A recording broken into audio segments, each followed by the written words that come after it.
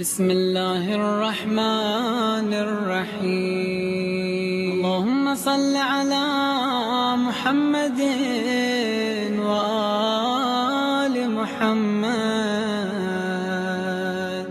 اللهم صل على محمد وآل محمد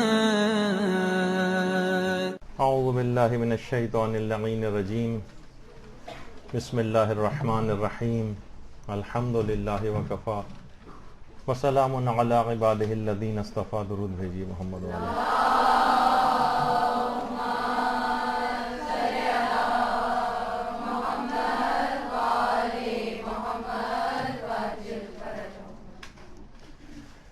تربیت اولاد کے عملی اصول کیا ہیں، اس سلسلے کا درس نمبر 3۔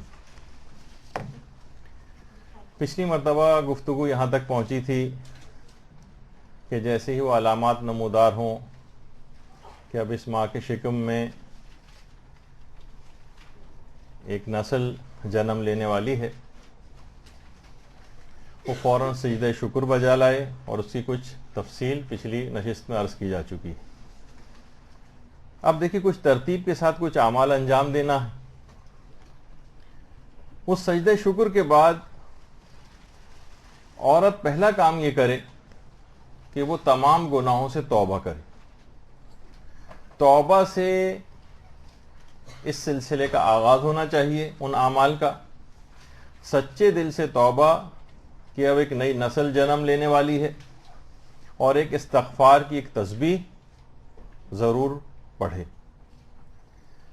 اچھا، اپنے گناہوں سے توبہ کرنی ہے، اپنے آبا و اجداد یا بچے کے ننیالی اور ددیالی تمام آبا و اجداد، کیونکہ گناہوں کے اثرات نسلوں کے اندر منتقل ہوتے ہیں، تو ان گناہوں کے آثار کو ختم کرنے کے لیے کہ ایسا نہ ہو کہ آبا و اجداد میں سے کچھ گناہ کے آثار اس بچے تک وراثت کے لحاظ سے منتقل ہوتے ہوں، تو کم سے کم ان کو ان کا دفیہ کیا جا سکے، ان کو ختم کیا جا سکے۔ دیکھیے چیزیں ایسی ہیں جیسے جسمانی بیماریاں کتنی ہیں کہ بعض اوقات اگر صرف باپ کو بیماری ہے، بچے کے اندر اس کے پہنچنے کے امکانات اتنے فیصد ہوتے ہیں۔ ماں اور باپ دونوں کو بیماری ہے تو بچے کے اندر اس بیماری کے امکانات بہت زیادہ بڑھ جاتے ہیں۔ مدر اور فادر میں سے کوئی ایک ڈائبٹک ہے تو چانسز ذرا کم ہوتے ہیں بیماری پہنچنے کے، دونوں ڈائبٹک ہیں امکانات زیادہ بڑھ جاتے ہیں۔ تھیلیسیمیا ہے، جینیٹیکلی ٹرانسمیٹڈ جو ڈیزیزز ہیں، اس طرح سے بہت ساری اس طرح کی چیزیں ہیں۔ جب یہ ہمارے ہاں فیملی ہسٹری کی بڑی امپورٹنس ہوتی ہے بعض اوقات، تو اسی طریقے سے گھر کا بھی دیکھیے کوئی فرد اگر کوئی جرم کرتا ہے، جیل چلا جاتا ہے، پورا گھرانہ متاثر ہوتا ہے، جن کا قصور نہیں بھی ہوتا وہ بھی متاثر ہو جاتے ہیں۔ لڑکیوں کی شادیوں کے اندر مشکلات پیش آتی ہیں تو وہ بدنامی ساتھ ساتھ چلتی ہے۔ لہٰذا گناہوں کی معافی اور ان کے اثرات بد جو پہنچتے ہیں ان سے دفیہ کرنا، ان سے اپنے آپ کو بچانا، ان کے اثر کو ختم کرنا بہت ضروری ہے۔ دیکھیے توبہ ایک ایسی ربر ہے جو کہ آثار گناہ کو بھی مٹا کے رکھ دیتی ہے۔ ہر چیز کا ایک اثر ہے، اور توبہ آثار گناہ کو بھی ختم کر کے رکھ دیتی، صرف گناہ ہی کو ختم نہیں کرتی، اس کے آثار کو بھی ختم کرتی۔ اچھا دیکھیے گناہوں کے اثرات کون کون سے ہو سکتے ہیں تاکہ دماغ میں رہے آپ کو کہ بچے تک کون سی چیز منتقل ہو سکتی ہے۔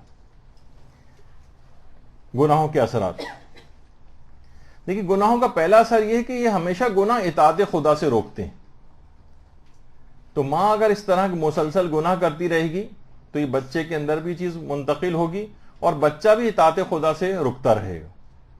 خود گناہ کا اپنا اثر یہ ہے کہ وہ اطاعت خدا سے روکتا ہے، تو اس وجہ سے بھی توبہ کرنا ضروری ہے، مزید گناہوں کی طرف انسان کھنچتا ہے۔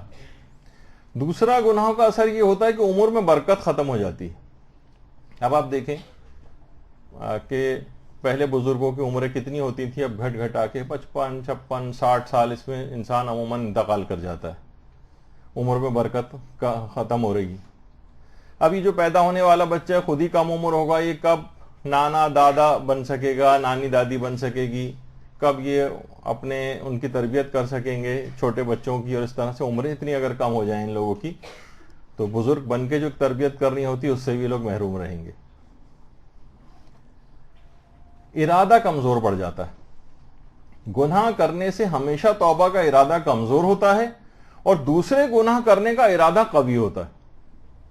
یہ ہمیشہ ہوتا ہے. تو توبہ کرنی یوں ضروری ہے کہ ہر گناہ جو ہے آپ کے انسان کے ارادے کو کمزور کرتا ہے. اطاعت کے ارادے کو کمزور کرے گا, نیکی کے ارادے کو کمزور کرے گا, اور گناہ کے ارادے کو طاقتور کرے گا. ایک اور گناہوں کا اثر یہ ہے جس کی وجہ سے توبہ کرنی ضروری ہے, گناہوں کی قباحت دل سے نکل جاتی ہے. اگر خود ماں کسی چیز کو گناہی طور نہیں سمجھ رہی, کہتی چلتا ہے میک اپ کر کے نامحرموں کے سامنے جانا, اس کو کوئی خاص گناہ ہی نہیں سمجھتی, پیروں کو چھپانا ہے نامحرموں سے, اس کو کوئی گناہ ہی نہیں سمجھتی اس کو ظاہر کرنا, تو گناہوں کی قباحت یہ دل سے نکلتی چلی جاتی ہے, اور انسان اسی وقت گناہوں سے بچ سکتا ہے جب اس کو برا سمجھتا ہو. نیکی تم اس وقت تک اختیار نہیں کر سکتے جب تک برائی کو برا نہ سمجھو. روایات کے اندر بھی یہ چیز آئی ہے. اور تمام گناہ جتنے بھی ہیں تمام سابقہ مجرم قوموں کی میراث ہیں. اگر سب گناہوں کو آپ دیکھیں, یہ جن پہ عذاب آیا ہے جن قوموں پر, یہ تمام ان قوموں کی میراث رہیں. گویا ماں ان گناہوں کو انجام دے کر ان سابقہ مجرمین قوموں کی میراث کو اپنی اولاد کے اندر منتقل کرتی. بہت خطرناک بات ہے. تو یہ گناہوں کی جو عادی ماں ہے, یہ مجرمین کی میراث کو اولاد میں منتقل کرنے والی. اس وجہ سے اس کے لیے توبہ کرنا بہت ضروری. اور دیکھیے ہر گناہ منحوس ہے, ہر گناہ منحوس ہے. ہمارے ہاں سمجھا نہیں جاتا منحوست, الٹی سیدھی چیزوں کو سمجھا جاتا ہے جو کہ اصلاً نحوست سے ان کا کوئی تعلق ہی نہیں. نحوست کا اصل تعلق گناہ سے ہے. دیکھیے جب بھی کبھی قحط سالی ہوتی ہے, بارشیں رک جاتی ہیں, تو جانور گناہگار انسانوں پر لعنت کرتے ہیں کہ ان کے گناہوں کے باعث ہم اس بھوک اور پیاس کی اذیت میں مبتلا ہیں. تو ہر گناہ منحوس ہے, اور یہ نحوست کے ساتھ ہی بچہ پیدا کرنے والی ہے, تو یہ نحوست کے اثرات بچے میں منتقل ہوں گے. اس کے علاوہ گناہوں سے عقل کم ہوتی. بچوں کا مینٹل لیول اور اس لحاظ سے وہ کمپیوٹر اور وہ چلانا آنا, یہ ان کی عقل کی نشاندہی نہیں کر رہے. عقل مند نہیں ہیں لوگ. ہاں کچھ چیزیں چلانی سیکھ لی ہیں, وہ تو اس کا تعلق اتنا عقل سے ہوتا بھی نہیں. تو گناہ کرنے سے ہمیشہ عقل کم ہو جاتی, عقل کم ہوتی. اور بے عقل بچہ یا کم عقل بچہ پیدا کرے, وہ اس سے کہیں زیادہ اس سے پہلے سے اس کا انتظام کرنا ہے کہ اس کو توبہ کرنی ہے ان گناہوں سے, تاکہ عقل کم نہ ہونے پائے بچے کی. گناہ کا ایک اثر یہ ہے کہ گناہوں سے عظمت خدا دل سے نکل جاتی ہے. دیکھیے اگر کسی شخص کو معلوم ہے کہ پروردگار مجھے دیکھ رہا ہے, پھر وہ آخر گناہ کیسے کرے گا؟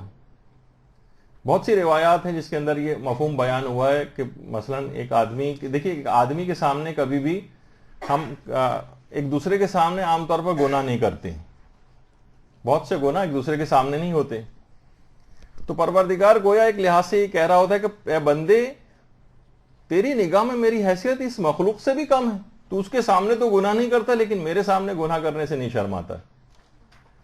خود گناہ کرنا اس بات کی دلیل ہے کہ اس کے دل میں عظمت خدا نہیں. دیکھیں آج کیمرے یہاں پر لگا دیے جائیں, آپ نے دیکھا ہوگا کہ ٹی وی پروگرامز ہوتے ہیں, ٹاک شوز ہوتے ہیں, یا اینکر ہوتا ہے, اسے کھانسی آ جائے, چھینک آ جائے, فوراً معافی مانگتا ہے, حالانکہ کوئی گناہ کا کام بھی نہیں کیا ہوتا. لیکن کیا ہے کہ اسے کہ سب لوگ مجھے دیکھ رہے ہیں. تو پروردگار عالم سب کو دیکھ رہا ہے, پھر یہ گناہ کیسے کر رہا ہے؟ اس کا مطلب ہے کہ یہ اس کی عظمت پروردگار کی اس سے واقف ہی نہیں. یعنی خود گناہ کرنا اس بات کی دلیل ہے کہ اس کی شخص کے دل میں عظمت خدا نہیں پائی جاتی. تو یہ تمام اثرات گناہوں کے یہ پیدا ہونے والے بچے کے اندر منتقل ہوتے جاتے ہیں. اور دیکھیے اس سے پہلے بھی ایک درس میں نے بیان کیا تھا, آیت اللہ دستغیب کا ایک جملہ ہے کہ تقریر میں مقرر کے اثرات ہوتے ہیں اور تحریر میں محرر کے اثرات ہوتے ہیں. میں اگر برا ہوں تو تمام جو اثرات بد میرے اندر پائے جاتے ہیں وہ میں اپنے سامعین میں منتقل کرتا ہوں. اور اگر کسی میں کوئی اچھائی پائی جاتی ہے, کوئی اچھا مقرر آتا ہے اور آپ اس کو بیٹھ کر سنتی ہیں, تو تمام نیک اوصاف وہ حاضرین میں منتقل کرتا ہے. تحریر آپ بری تحریر پڑھتی ہیں تو گویا وہ جو لکھنے والا ہے وہ اپنے اثرات بد منتقل کرتا ہے, کیونکہ تحریر میں محرر کے اثرات ہوتے ہیں. تو یہ چیزیں ساری کاؤنٹ کرتی ہیں. یعنی لکھی ہوئی چیز بھی اثرات منتقل کرتی ہے، کہی ہوئی چیز بھی اثرات منتقل کرتی ہے، گناہ بھی اثرات منتقل کرتے ہیں، یہ تمام فیکٹس ہیں۔ تو دیکھیے کتنی ہی روایات میں یہ بات آئی ہے کہ پیغمبر اسلام ختمی مرتبت صلی اللہ علیہ وآلہ وسلم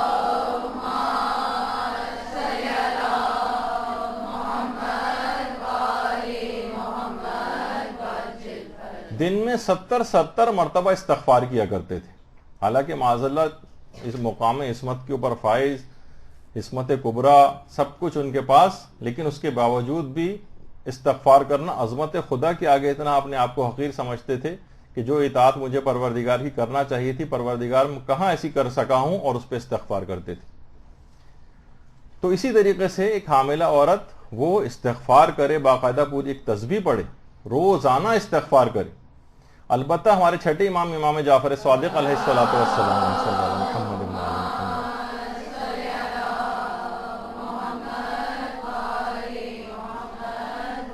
وہ فرماتے ہیں کہ اگر کوئی شخص روزانہ، اور اگر یہ ہر نماز کے بعد ہو جائے تو کیا کہنا، اور بہت سی تعقیبات نماز کی کتابوں میں بھی یہ دعا آپ کو مل جائے گی۔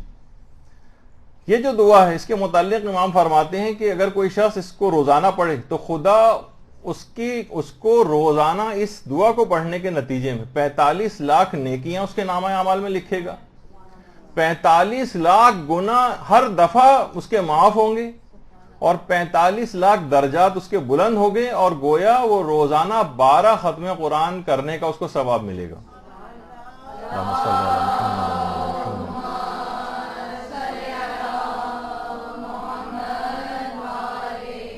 اشہد ان لا الہ الا اللہ وحدہ لا شریک لہ الہا واحدا احدا صمدا لم یتخذ صاحبۃ ولا ولدا۔ باقاعدہ ثواب الاعمال میں شیخ صدوق نے اس روایت کو لکھا ہے۔ 45 لاکھ تو نیکیاں ہر دفعہ، 45 لاکھ گناہ ہر دفعہ معاف ہوں گے۔ توبہ کرنے کے حوالے سے دیکھیں کتنی طویل گناہوں کی ہماری ایک فہرست ہوتی، تو ہر دفعہ تو یہ حاملہ اگر اس کو پڑھتی رہے تو اس کے گناہ مسلسل اس دعا کو پڑھنے کے نتیجے میں معاف ہوتے رہیں گے، درجات بلند ہوتے جائیں گے، اور 12 ختم قرآن کا ثواب اس کو ہر دفعہ پڑھنے پر ملے گا۔ ہر نماز کے بعد اس کا اگر ورد کیا جائے تو توبہ کے لحاظ سے بھی بہت مفید ہے۔ اچھا، دوسری ایک اور چیز وہ بھی ہمارے چھٹے امام جعفر صادق علیہ الصلوۃ والسلام نے بتائی ہے۔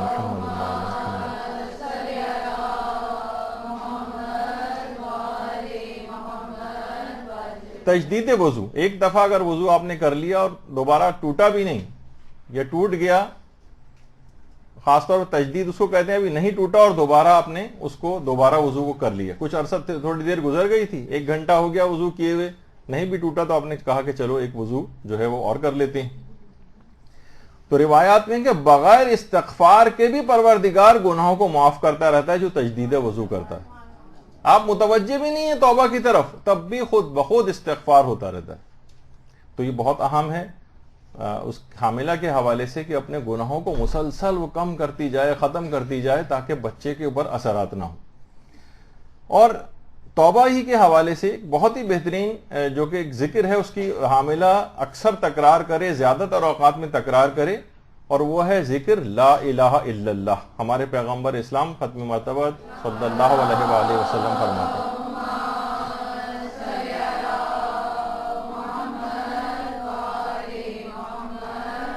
فرماتے ہیں، کہ یہ ذکر لا الہ الا اللہ ہر حال میں گناہوں کو تباہ و برباد کر کے رکھ دیتا ہے، اور فرماتے ہیں کہ یہ ذکر تو نہ صرف زندگی میں بلکہ موت کے وقت، بلکہ دوبارہ اٹھائے جانے تک انسان کا مونس و مددگار ہے۔ یہ ہر وقت اس کا ذکر کرتے رہنا چاہیے، اتنا بہترین ذکر ہے۔ اور روایات کے اندر یہ بھی چیز آئی ہے کہ جب بھی انسان ذکر کرتا ہے لا الہ الا اللہ، تو جتنے بھی اس کے گناہ ہوتے ہیں ان کی تعداد کے برابر نیکیاں اس کے نامہ اعمال میں اضافہ ہوتی رہتی ہیں۔ اور یہی وجہ ہے کہ علامہ سید محمد حسین طباطبائی، ان کے متعلق ملتا ہے کہ ہر وقت ان کے ہونٹ ذکر خدا میں مشغول رہتے تھے، اور ان کے اندر خصوصیت کے ساتھ ایک ذکر اور ہوتا تھا جس کو کہتے تھے، فرماتے تھے، علماء نے بھی اس کو لکھا ہے کہ وہ ذکر لا الہ الا اللہ کی بہت ہی زیادہ کثرت سے اس کا ورد کرتے تھے، اور علماء یہ بھی فرماتے ہیں کہ یہ واحد ذکر ایسا ہے کہ آپ نہیں چاہیں کہ لوگوں کو آپ کا ذکر اور اذکار کرنا پتہ چلے. یہ واحد ذکر ایسا ہے جس میں ہونٹوں کی اور زبان کی حرکت بھی ضروری نہیں ہے, آپ تجربہ کر کے دیکھ سکتی ہیں, بغیر حرکت کے بھی پڑھا جا سکتا ہے. تو یہ بہت ہی اہم چیز ہے. اور یہ تو صرف یہ کہ ان اذکار اور دعاؤں کے نتیجے میں اپنے آپ کو, اپنے گناہوں کو معاف کروائے وہ, اور جو قابل اصلاح چیزیں ہیں ان کی اصلاح بھی کرے. مثلا ظاہر ہے کہ خالی فقط یہ زبانی اس قسم کی توبہ بہت سے گناہوں میں کافی نہیں ہے. بہت ساری نمازیں قضا ہیں اس کی, وہ اپنی کچھ نہ کچھ قضا نمازیں بھی اتارنے کی کوشش کرے. بہت سے گناہ ایسے ہیں جو فقط صرف زبانی معافی نہیں ملتی ہے ان کی استغفار کرنے سے, عملی طور پر ان کی قضا بھی انجام دینا ہوتی ہے, تو اس کی طرف بھی متوجہ رہے. امانتیں اگر کسی کی رکھی ہیں تو وہ واپس کرے, قرضے اگر کسی کے لیے ہوئے ہیں تو وہ واپس کرے. ان سابقہ گناہوں سے پاک صاف ہو کر ایک پاکیزہ زمین میں بچے کی تربیت کا آغاز کرنا ہے. اس وجہ سے کہا کہ شکر خود پروردگار کے بعد اس کو چاہیے کہ وہ استغفار کی ایک تسبیح پڑھے, کچھ خصوصیت کے ساتھ کچھ استغفار ان کو ورد میں رکھے, اور جو قابل اصلاح چیزیں ہیں جو ان میں عمل کرنا پڑتا ہے تب ان کی معافی ملتی ہے, قضا چیزوں کی ادائیگی ان کا اقدام کرنا شروع کرے. پھر علماء فرماتے ہیں کہ حاملہ خاص طور پہ واجبات و حرام کی اب سختی سے پابندی کرے. دیکھیے روایت میں ملتا ہے کہ جس وقت چور چوری کرتا ہے تو اس کا ایمان اس سے ہٹ کر دور ہو جاتا ہے. جو اور بدفعلی اس طرح کے جو گناہ ہوتے ہیں اس وقت, جس وقت وہ انجام پا رہے ہوتے ہیں, اس وقت ایمان ہٹ کے ان سے دور چلا جاتا ہے. تو شکم مادر میں بھی یہ جو اس طرح سے جو گناہوں کے اندر اگر مصروف ہے ماں, تو گناہوں کی ظلمت کے اندر یہ بچہ پروان چڑھے گا. تو ماں خاص طور پہ واجبات و حرام کی پابندی, یعنی واجبات کی انجام دہی اور حرام سے اپنے آپ کو بچانا, اس کی سختی سے پابندی کرے. یہی وجہ ہے کہ گانے اور موسیقی مثلا اگر ماں سن رہی ہے تو بچہ شروع سے نفاق اور منافقت کا ایک بیج لے کے اندر پیدا ہوگا. دیکھیں نفاق عملی جس کو کہا جاتا ہے, ہم وہ منافق وہی سمجھتے ہیں جو پیغمبر اسلام کے دور میں مثلا ہوا کرتے تھے. وہ نفاق اعتقادی تھا. نفاق عملی کا شکار ہم آپ بھی ہو سکتے ہیں. نفاق عملی کیا ہے؟ دیکھیں معلوم ہونے کے باوجود آپ کا عمل آپ کے علم سے مطابقت نہ رکھے, اسے نفاق عملی کہتے ہیں. آپ کو پتہ ہے کہ جھوٹ بولنا حرام ہے, اس کا یہ نتیجہ نکلے گا, پھر بھی اس کام کو کرتے ہیں. یعنی عمل آپ کے علم کے مطابق نہیں. تو ماں اگر گانے اور موسیقی سن رہی ہے تو اس کی خصوصیت کی روایت میں یہ بتائی گئی کہ نفاق پیدا ہوتا ہے, یعنی اس کا عمل اس کے علم سے مطابقت نہیں رکھے گا. علم کچھ اور کہہ رہا ہوگا, عمل کسی اور طرف جا رہا ہوگا, اور یہ چیز بچہ بھی اپنے اندر لے کر آئے گا. تو ماں کو چاہیے کہ تمام ان چیزوں سے اپنے آپ کو اس کو بچانا ہے. اور پھر توبہ کہ میں نے اس سے پہلے بھی جیسے پچھلی نشست میں بھی عرض کیا تھا کہ اپنے آپ کو توبہ کی طرف متوجہ کرنے کے ساتھ ساتھ اپنے اجداد اور آباء و اجداد ان کے گناہ اس طرف نہ آنے پائیں, منتقل نہ ہونے پائیں ان کے اثرات, ان کے لیے بھی توبہ کرنی. اچھا, حاملہ کو چاہیے کہ اس کی ایک نماز بھی دوران حمل قضا نہ ہو. اچھا, خالی صرف یہیں تک نہیں کہ اس کے بعد قضا کرنی شروع کر دے, وہ تو ہم جب آگے مرحلے بڑھیں گے آگے تو اس میں ہم پھر اس کا تذکرہ دوبارہ یاد دہانی کے لیے لائیں گے. پورے اس پیریڈ میں ایک نماز بھی اس کی قضا نہیں ہونی چاہیے. دیکھیے کتنی سخت روایات اس سلسلے میں موجود ہیں. نسائی جو کہ آیت اللہ دست غیب یعنی آیت اللہ مشکینی کی کتاب ہے, اس کے اندر باقاعدہ ایک روایت لکھی ہوئی ہے. اس کو آسان نہیں سمجھنا چاہیے. لوگ بڑے آرام سے, ہاں بھائی آج بس کیا ہوا, آپس میں بھی ذکر کرتے ہیں, بھائی میری تو نماز فجر ہی قضا ہو گئی, جیسے کوئی مسئلہ ہی نہیں, کوئی بات ہی نہیں. روایت میں کہ 70 انبیاء کا قتل اور 70 آسمانی کتابوں کا جلایا جانا, اس کا گناہ اس سے کہیں کمتر ہے کہ انسان ایک نماز جان بوجھ کر نہ پڑھے.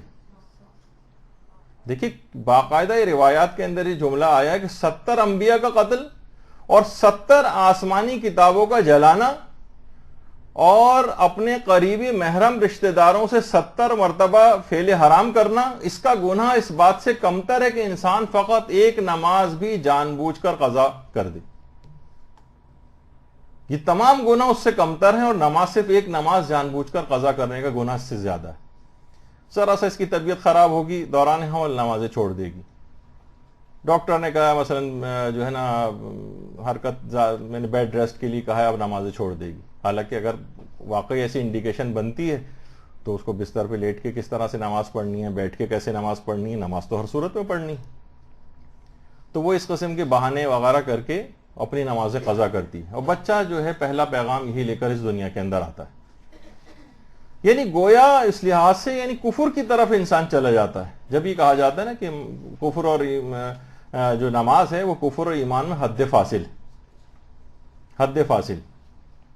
علماء یہ بھی کہتے ہیں کہ واقعتاً دیکھا جائے تو ایک گناہ بے لذت ہے، ورنہ ہر گناہ کے اندر کچھ نہ کچھ لذت انسان اٹھا لیتا ہے. وقتی طور پر اس کا نتیجہ خیر آخرت میں بدترین ہی ہوتا ہے اور اس دنیا میں بدترین ہوتا ہے، لیکن اس میں تو کوئی لذت بھی نہیں نماز کو چھوڑنے میں، اس سے کوئی فائدہ بھی اس کو حاصل نہیں ہوتا. تو دیکھیے کتنی ایسی چیزیں ہیں. ابھی کچھ ہی دن پہلے جہاد مغنیہ جو کہ اسرائیل نے جن کے اوپر حملہ کیا اور شام میں ان کو شہید کیا، عماد مغنیہ کے بیٹے جہاد مغنیہ، تو وہ بھی اپنی دادی کے خواب میں آئے.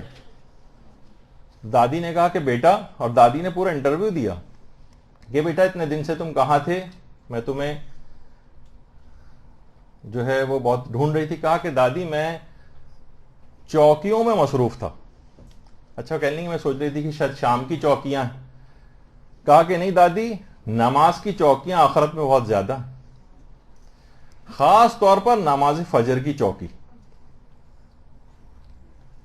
خود دادی نے باقاعدہ انٹرویو دیا ہے اور کہا کہ روزانہ ہمیں ان چوکیوں سے اب بھی گزارا جاتا ہے. اچھا جوان آدمی تھے، ہو سکتا ہے کہ جوانی میں بعض اوقات انسان کچھ سے کچھ نمازیں قضا ہو جاتی ہیں. کہا کہ ہمیں روزانہ نماز کی چوکیوں سے گزرنا پڑتا ہے، خاص طور پر نماز فجر کی چوکی سے. تو دادی نے کہا اچھا بیٹا کیا تمہارا سوال منکر و نکیر وغیرہ کیا ہوا؟ کہا کہ دادی شہیدوں سے سوال منکر و نکیر نہیں ہوا کرتے، ہم اس سے بہت آگے آ گئے ہیں اور ابھی ہمیں بہت آگے جانا ہے.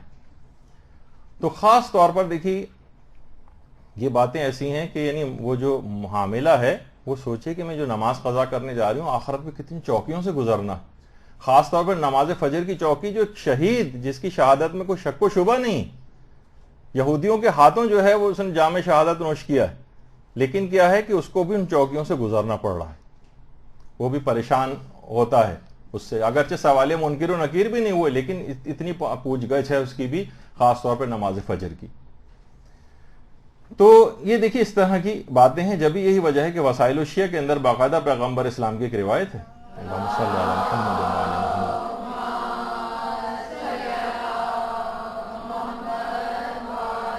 محمد، کہ جو جان بوجھ کر نماز ترک کرتا ہے وہ اسلام سے خارج ہو جاتا ہے، اور جو بالکل ہی نہ پڑھے، جس طرح بہت سی اس طرح بھی حاملہ خواتین ہوتی جو پڑھتی ہی نہیں ہے نماز، تو روایت میں جو بالکل جو تارک صلاۃ اس انداز کا ہو جائے اسے وادی سقر میں رکھا جائے گا. سقر جہنم کی ایک انتہائی خطرناک وادی ہے جس کا عذاب بہت ہی زیادہ سخت ہے. بے نمازی کو سقر کے اندر رکھا جائے گا. اور وہ جو سورہ مومنون کی 100ویں آیت ہے کہ جب وہ مرے گا اور ظاہر ہے کہ جب وہ عذابوں کا بھی سامنا کرے گا وہاں پر، تو اس وقت وہ کہے گا کہ کاش میں دنیا میں واپس جا سکتا تاکہ وہ جو میں کام چھوڑ کر آ گیا تھا ان اعمال صالحہ کو دوبارہ انجام دے پاتا. پیغمبر فرماتے ہیں کہ یہاں عمل صالح سے مراد، بہار کی باقاعدہ روایت ہے 82 جلد میں، پیغمبر فرماتے ہیں کہ یہاں پر عمل صالح سے مراد نماز ہے. وہ حسرت کرے گا کاش میں وہاں پر نمازیں اپنی مکمل پڑھ کر آتا. اور روایت کے اندر یہ بھی وسائل الشیعہ کی روایت ہے کہ جو شخص نماز فجر نہیں پڑھتا، ایک ہی دن کی اگر ایک دن کی بھی نمازیں قضا کرے تو دیکھیے کیا ہوتا ہے اس کے ساتھ. اس کو کان میں سنائی آواز نہیں دے رہی ہوتی، لیکن کیا ہے جو نماز فجر نہیں پڑھتا، ضروری نہیں کہ روزانہ کی بنیاد پر ہو، کسی دن اس نے ایک دن پورے دن نماز نہیں پڑھی، تو نماز فجر کے وقت فرشتے اسے کہیں گے اے نقصان اٹھانے والے. اور پھر اگر اسی دن وہ نماز ظہر بھی اگر قضا کر دے اور نہ پڑھے تو فرشتے اسے کہتے ہیں اے خیانت کار. اور پھر اسی دن نماز عصر بھی نہ پڑھے تو فرشتے کہتے ہیں اے بے دین، یعنی اب اس کا کوئی دین باقی نہیں رہا. اور اگر نماز مغرب بھی قضا کر دے تو پھر فرشتے اس سے کہتے ہیں اے کافر. اور اگر نماز عشاء بھی قضا کر دے تو اس وقت فرشتے اس سے کہتے ہیں اے وہ جس کے لیے اب کوئی نفع اور خیر باقی نہیں رہی، اب کوئی اس کے لیے خیر نہیں. ایک ہی دن کے اندر ایسے القابات، ایک دن کی نماز قضا کرنے سے عالم جو روحانی ہے اس کے اندر فرشتے اس انداز سے اس کے ساتھ کلام کر رہے ہیں. تو یہ ماں اس بچے کو لے کر جو شکم میں اپنے اس کو اٹھائے ہوئے ہے اور اس کے اوپر لعنت، اس کو کافر کہہ رہے ہیں فرشتے، اس کو خیانت کار کہہ رہے ہیں فرشتے، اور اس کو جو ہے بے دین کہہ رہے ہیں، اس کو کہہ رہے ہیں تمہارا کوئی نفع اب نہیں ہے باقی، تم نقصان اٹھانے والی ہو، تو کس طرح سے یہ بچہ جو سعادت مند ہو سکے گا؟ تو دیکھیے بہت ساری ایسی چیزیں، اور یہ بھی روایت میں کہ بے نمازی خود ایک بذات خود ایک منحوس چیز ہے، بے نمازی۔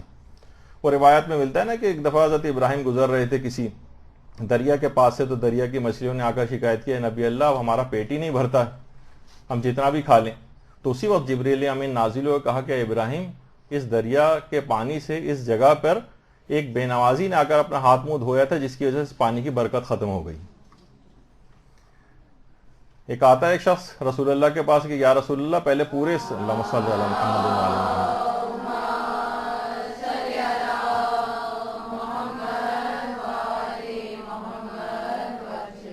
فصل جمع کر کے رکھتا تھا، پورے سال چلتی تھی، اب چند مہینوں میں ختم ہو جاتی۔ جبریل امین نازل ہوا کہ کہا کہ یا رسول اللہ اس کی گھر کی چھت کے اوپر ایک بے نمازی کا دانت پڑا ہوا ہے، اس کی نحوست کی وجہ سے جو ہے اس کے مال میں برکت ختم ہو رہی۔ تو کتنی دیکھیے چیزیں ایسی ہیں کہ خود بے نمازی خود اس کا عمل نہیں، خود یہ مجسم منحوس چیز ہے۔ منحوس کے معنی اب یہاں سے برکت دور ہو جائے گی اس جگہ سے۔ تو یہ ماں اگر خود ہی منحوس بن رہی ہے تو اس کے شکم میں بچہ یہ خود بھی اس نحوست کے اثرات لے کر پیدا ہوگا۔ اس وجہ سے میں اس کی تھوڑی سی ڈیٹیل بھی بیان کر رہا ہوں، ورنہ کہہ کے بھی گزر جایا جا سکتا تھا کہ کوئی نماز قضا نہ کرے، لیکن احساس تو ہو کہ کون سا گناہ کر رہی ہے یہ، اور کتنے آرام سے نمازیں قضا کرتی۔ تو یہ سب چیزیں ایسی ہیں، بے نمازی ہونے کا پیغام کہیں بچہ شکم مادر سے نہ لے کر آئے۔ اچھا، اسی دوران کہیں پر پورے پیریڈ میں رمضان بھی آ جاتا ہے، اور اس کے بعد پھر اس کی بے دینی کی جو چھری ہے سمجھیں کہ رمضان کے روزوں کے اوپر چلتی، اور بڑے آرام سے بھائی ڈاکٹر نے کہا ہے کہ نہیں اب روزہ مت رکھو، بچے کے لیے نقصان دہ ہے۔ یقین کیجئے کہ شاذ و نادر ہی کوئی ایسا کیس ہوتا ہوگا کہ جس کے اندر دیکھا جائے اس کے لیے روزہ کیوں نقصان دہ، کیا پانی کی کمی ہوئی جا رہی ہے اس کے جسم میں، کھانے کی کمی ہوئی جا رہی ہے؟ لوگوں کے آپ وزن کریں، آپ رمضانوں سے پہلے اور رمضانوں کے بعد سحری اور افطار کے کھانے، ان کے وزن بڑھ جاتے ہیں، پہلے سے کہیں زیادہ وہ کھا رہے ہوتے ہیں اور کنزیوم کر رہے ہوتے ہیں چیزیں، اندر کس چیز کی کمی ہو رہی ہے کہ اس کی یہ روزہ چھوڑے گی؟ چلیں ایک آدھ کوئی فیصد کوئی ہو، میں اس وقت استثنائی جو بات نہیں کر رہا ہوں، ایکسیپشن جہاں واقعی اس کے لیے ہو سکتا ہے کوئی انڈیکیشن بن جائے اور اس کو روزہ چھوڑنے کی اجازت ملے، لیکن کیا ہے حتی الامکان اس کو رمضان کے روزے رکھنا، کوئی نقصان عام طور پر نہیں ہوتا روزہ رکھنے سے، بلکہ روایت میں تو الٹی بات بیان کی گئی ہے کہ صحت پاؤ، روزہ رکھو اور صحت پاؤ، اور یہ مستقل جو ہے وہ رمضان کے روزے چھوڑتی۔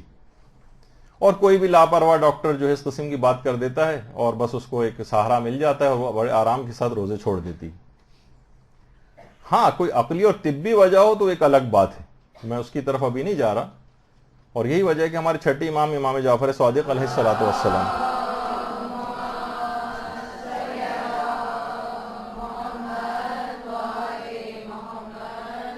فرماتے ہیں کہ اگر کوئی شخص ایک روزہ بھی جان بوجھ کر رمضان کا چھوڑ دے تو روح ایمان اس میں سے نکل جاتی، روح ایمان نکل گئی فقط ایک روزہ چھوڑنے سے، اور اسی بے ایمان عورت کے شکم میں بچہ پرورش پا رہا ہے۔ سوچئے کہ کیا اثرات لے کر یہ پیدا ہوگا۔ اتنا اہم ہے یہ روزہ کہ نماز کے بعد قیامت کے میدان میں جو دوسرا سوال ہوگا نماز کے فوراً بعد وہ روزے سے متعلق ہوگا۔ عذاب سے بچنے کی ڈھال ہے، وہ سمجھیں کہ اس نے ڈھال کو اپنی ریموو کر دیا ہے، اب عذاب خدا اس کے اوپر جو ہے وہ آ سکتا ہے۔ تو بہرحال اس کے اپنے مسائل ہیں، اس کو بھی دماغ میں رکھے، کب اس کو روزہ چھوڑنا ہے کب نہیں چھوڑنا ہے، ڈاکٹر نے کس انداز کا منع کیا ہے، لاپرواہی کے اندر منع کیا ہے، واقعی اس کو ضرورت ہے۔ جب بھی اس کو اپنے اوپر جب بھی روزے کے جو مسائل آپ پڑھیں گے تو اس کے اندر ہی کہ انسان چاہے ڈاکٹر کچھ اور کہہ رہا ہو، وہ سمجھیے اگر عورت کے نہیں میں روزہ رکھ سکتی، مجھے کوئی پرابلم نہیں، تو اس کے لیے روزہ ہی رکھنا واجب ہوتا۔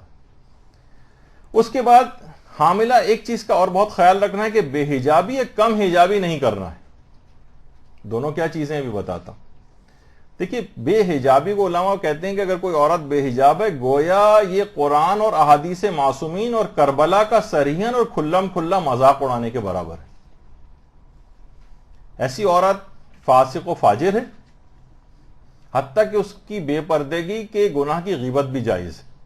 مثلا آپ کوئی اگر عورت بالکل بے پردہ ہو تو اس کی غیبت کی بھی اجازت مل جاتی ہے اس کے اس بے پردگی گناہ سے متعلق. کوئی اور گناہ کی تو اجازت نہیں ہے, صرف اس کے اس گناہ جو اس نے خود ہی کھلم کھلا اپنے کو ظاہر کر دیا. اور فقط یہ خود گناہوں میں مبتلا نہیں ہوتی ہے, یہ دوسروں کو بھی گناہ میں مبتلا کرتی ہے, نامحرموں کو مجبور کرتی ہے کہ اسے بری نگاہ سے دیکھیں اور گناہگار ہوں. اب ایسی ماں کے جو ظرف اور بطن ہے اس سے کب ایک محجبہ یا با پردہ بیٹی جو ہے وہ پیدا ہوگی؟ کہا جاتا ہے نا کہ بہترین اولاد با پردہ بیٹیاں ہیں, روایت کے اندر یہ بات آئی. تو اب بہت مشکل ہے کہ جو خود ماں بے حجاب ہو, کوئی انقلاب آ جائے, کوئی خصوصیت کے ساتھ کوئی ایسے نیکی آ جائے, اولاد کوئی بہت محنت کر لے یا کسی کوئی اس کو توفیق مل جائے کہ خود باپردہ ہو جائے, وہ ایک الگ بات ہے, ورنہ بہت مشکل ضرور ہوتا ہے. اچھا, آج کل ایک نعرہ اور لگنا شروع ہو گیا کہ بھائی دل پاک ہونا چاہیے. تو دیکھیے جناب, انسان کا ظاہر اس کے باطن کا عکاس ہوتا ہے. پاک دل تو وہ جو خدا کی نافرمانی نہ کرے, اطاعت خدا سے دل پاک ہوتا ہے. کہا جاتا ہے نا کہ پخانے کو پیشاب کے ذریعے تھوڑی پاک کیا جا سکتا ہے. بے حجابی اصل میں خدا کی نافرمانی ہے, خود نجاست ہے, یہ کیسے کسی اور چیز کو پاک کرے گی, دل کو کیسے پاک کر دے گی آپ کے؟ تو با حجاب عورت کو کہا جاتا ہے کہ اصل میں یہ پردے میں لپٹی ہوئی گویا آیات قرآنی اور احادیث معصومین کا ایک چلتا پھرتا شاہکار ہے.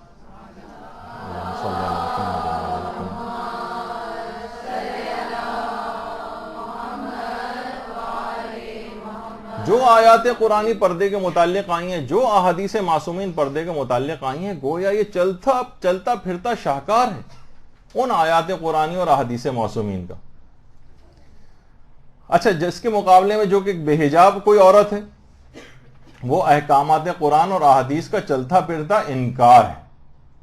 دیکھیے, کہا جاتا ہے کہ یہ آزادی نہیں ہے بلکہ نفس کی غلامی ہے. اور فقط یہ عورت کی حد تک نہیں رہتا یہ گناہ, بلکہ اس سے معاشرے میں بے حیائی, فحاشی اور بدماشی کو فروغ ملتا ہے, نوجوان خراب ہوتے ہیں, پورا معاشرہ تباہ و برباد ہونے لگتا ہے. اور یہ خراب نوجوان پھر آپ کی لڑکیوں کو مزید خراب کرتے ہیں, اور اس طرح پورا معاشرہ اس عذاب کی لپیٹ میں آتا ہے. یعنی یہ کیسے ممکن ہے کہ پورا معاشرہ تو اس کی بے حجابی کے گناہ سے متاثر ہو اور اس عورت کا اپنا شکم میں بچہ وہ اس سے متاثر نہ ہو اس گناہ سے؟ کیسے ممکن ہے؟ تو اب اس عورت کا بچے کے متعلق کہا جاتا ہے, علماء کہتے ہیں یہ ضرور نظر باز ہوگا, یہ اگر اس کی کوئی لڑکی پیدا ہوگی تو یہ بے حجاب ہوگی. اچھا دیکھیے, حاملہ ایک تو بے حجاب ہونا ہے اور ایک ہے کم حجاب ہونا. کم حجاب ہونا کس کو کہتے ہیں؟ مثلا اس کے کچھ بال نظر آتے رہیں, آج کل اس طرح کا اسکارف پہنا ہوگا تھوڑے سے بال نظر آ رہے ہیں, یہ خود ایک گناہ ہے. یعنی اس کا مطلب ہے کہ اس کا حجاب مکمل نہیں ہے, ایک کم حجاب ہے. یا مثلا یہ میک اپ کر کے نامحرموں کے سامنے جا رہی ہے, یہ کم حجابی میں آتا ہے. مکمل بے حجابی والا گناہ ٹھیک ہے, اس کو نہیں ملتا, لیکن اس کو یہ گناہ ضرور ملے گا, یعنی یہ مکمل پردے دار عورت نہیں سمجھی جائے گی. یا مثلا وہ اپنے پاؤں کو نامحرموں سے نہ چھپائے, موزے وغیرہ نہ پہنے, کسی اور ذریعے سے پاؤں کو نہ چھپائے, یہ بھی کم حجابی میں آتا ہے. یا مثلا اس کی کلائیاں یا گردن کا حصہ جو ہے وہ ظاہر ہو رہا ہے, یہ کم حجابی میں آتا ہے. یا ایک اور چیز ہے کم حجابی میں, وہ ہے پردے سے آنکھ میں چولی کھیلنا. دوپٹے کو یوں کر کے ہاتھ سے پکڑا ہوا ہے, کبھی ظاہر ہو رہی ہے گردن, کبھی کلائیاں ظاہر ہو رہی ہیں, کبھی بال ظاہر ہو رہے ہیں, پھر دوپٹہ صحیح کرتی ہے, پھر صحیح کرتی ہے, پھر خراب ہوتا ہے, پھر یہ ایک آنکھ میں چولی ہے جو پردے سے کھیلی جاتی. نہیں, پردہ ہو تو صحیح, اس کے معنی نامحرم چھپانے تو نہیں نظر آنی چاہیے وہ چیزیں. تو اگر یہ حاملہ اس طرح سے بے حجاب پھر رہی ہے یا کم حجاب ہو رہی ہے تو یہ ٹھیک ہے, اتنا زیادہ گناہ نہیں ملے گا, کم ملے گا. یا بقول کسی ایک عالم دین کے, گویا بڑے سانپ ازدہی سے نہیں کٹوا رہی ہیں, اب چھوٹے چھوٹے سانپوں سے کٹوا رہی ہیں, لیکن فائدہ تو ہے, یعنی نقصان تو یہ ہو رہا ہے نا اس کے اندر. یعنی ایسا تو نہیں ہے کہ آپ کہیں کہ جیسے کہ میں نے اس کے اندر بھی ذکر کیا تھا کہ بہت سی دلہنوں کو صرف پورے ہیوی میک اپ میں ہوتی ہیں, کپڑے وہی پہنے ہوتے ہیں, بس اوپر ایک اسکارف پہنا دیا جاتا ہے, وہ کافی نہیں ہے. تو حجاب اس کی مکمل طور پر اس کو پاسداری کرنا ہے کہ مکمل حجاب پورے عرصے میں رہے. پھر اس کے بعد اس میں خیال رکھنا ہے کہ یہ جو حاملہ ہے یہ عقائد حقہ کی تکرار کرے. اس دوران کوئی سی بھی اچھی سی عقائد شیعہ کی کتاب لے کر اس کے دلائل کے ساتھ اس کا مطالعہ کرے.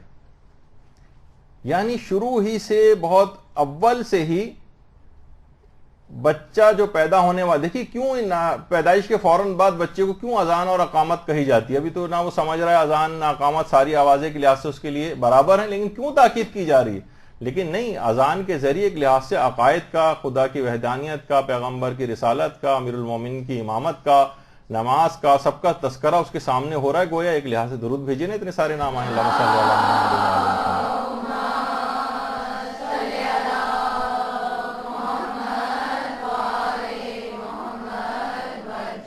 اس کا مطلب ہے کہ عقائد بچے کے اندر سرایت کر رہے ہوتے ہیں، ابتدا سے دوران حمل بھی سرایت کر رہے ہوتے ہیں، اور پیدائش کے فوراً بعد بھی، جبکہ وہ اتنا سن اور سمجھ بھی بظاہر نہیں رہا ہوتا۔ تو اچھا، بہت ساری عقائد کی کتابیں، اچھی کتابیں ہیں، جیسے اعتقادیہ شیخ صدوق کے نام سے اردو میں جو الاعتقادات ان کی کتاب ہے، اس کا اردو ترجمہ اعتقادیہ شیخ صدوق کے نام سے، جس میں سارے عقائد شیعہ مختصراً لکھے ہوئے ہیں۔ اور اسی طریقے سے آغا محسن قرتی کی کتاب مکتب رسول ہے، حاملہ اس پورے حمل کے دوران اس دلائل کے ساتھ تمام عقائد حقہ کو ایک دفعہ گزار دے، یعنی اس کو پڑھتے ہوئے، اس پر اعتقاد رکھتے ہوئے، اپنا یقین جزو ایمان بناتے ہوئے ان تمام عقائد سے گو تھرو ہو جائے۔ اچھا، اعتقادیہ شیخ صدوق ہے، مکتب رسول ہے آغا محسن قرتی کی، ہمارے عقائد، بہت ساری عقائد کی بہت سی اچھی اچھی کتابیں ہیں، ناصر مکارم شیرازی کی عقائد کے اوپر پوری کتاب ہے، اور مارکیٹ میں جائیں تو آپ کو بہت سی اچھی کتابیں اس طرح سے مراجع کرام کی بھی مل جائیں گی۔ تو بچہ ایک مضبوط اعتقاد لے کر دنیا میں آئے گا کہ اس کے بعد پھر انحرافات کی جو آندھیاں ہیں اس کے اعتقادات کو متزلزل نہیں کر سکیں گی۔ اصول دین دیکھیں، اصول کہتے ہی جڑ کو ہیں، اصل جڑ کو کہتے ہیں، یعنی اس کی بنیاد جتنی بہتر ہوگی، جتنا کسی کا عقیدہ قوی ہوگا اتنا ہی اس کا عمل بہتر ہوگا۔ یعنی دیکھیے، کوئی شخص اگر جنت و جہنم پر یقین رکھتا ہے تو اس کو گناہوں، لازمی نتیجہ یہ ہے کہ اس کو گناہوں سے دور ہونا چاہیے۔ جب اسے پتا ہے کہ مجھے جہنم، آگ میں جلوں گا میں، نارے جہنم میں، تو پھر یہ گناہ کیسے کر رہا ہے؟ اس کا مطلب ہے کہ اس کا جنت و جہنم پہ اعتقاد کمزور ہے۔ تو جو مضبوط اعتقاد ہیں وہ خود عمل کے واسطے بھی مطلوب ہیں، یعنی جس کی جتنی توحید قوی ہوگی اتنی ہی اس کی اطاعت خدا زیادہ ہوگی۔ یقین کی دولت لے کر یہ بچہ دنیا کے اندر آئے گا، اور میں نے جیسے کہا کہ عقائد کی مضبوطی عمل کے واسطے بھی مطلوب ہوتی ہے، یعنی جتنا عقیدہ مضبوط ہوگا اتنے پھر دنیا کی سختیاں اس کو ہٹا نہیں سکیں گی، ڈگمگا نہیں سکیں گی، سختیوں میں اس کو راحت محسوس ہوگی۔ یہ جو آپ سنتی ہیں حضرت مریم کی خواہش کی، جب حضرت مریم کا انتقال ہو گیا تھا اور اس کے بعد حضرت عیسیٰ نے انتقال کے بعد اپنی والدہ سے پوچھا تھا کہ مادر گرامی، اگر اس دنیا میں کیا آپ دوبارہ آنا چاہتی ہیں؟ کہا میں دوبارہ آنا چاہتی ہوں، اس شرط پر کہ مجھے دوبارہ آ کر میں اس دنیا میں سردیوں کی راتوں کے اندر میں عبادت کر سکوں اور گرمیوں کے دنوں میں روزے رکھ سکوں۔ اللہم صلی علی محمد۔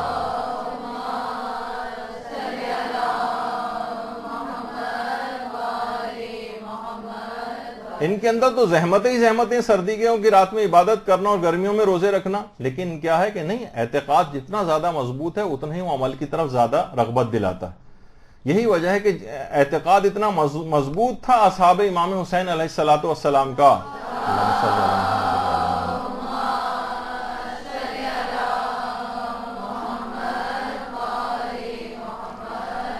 کہ خود کہہ رہے تھے کہ مولا ہمیں 70 مرتبہ بھی قتل کیا جائے اور دوبارہ زندہ کیا جائے تب بھی ہم آپ کا ساتھ چھوڑنے والے نہیں۔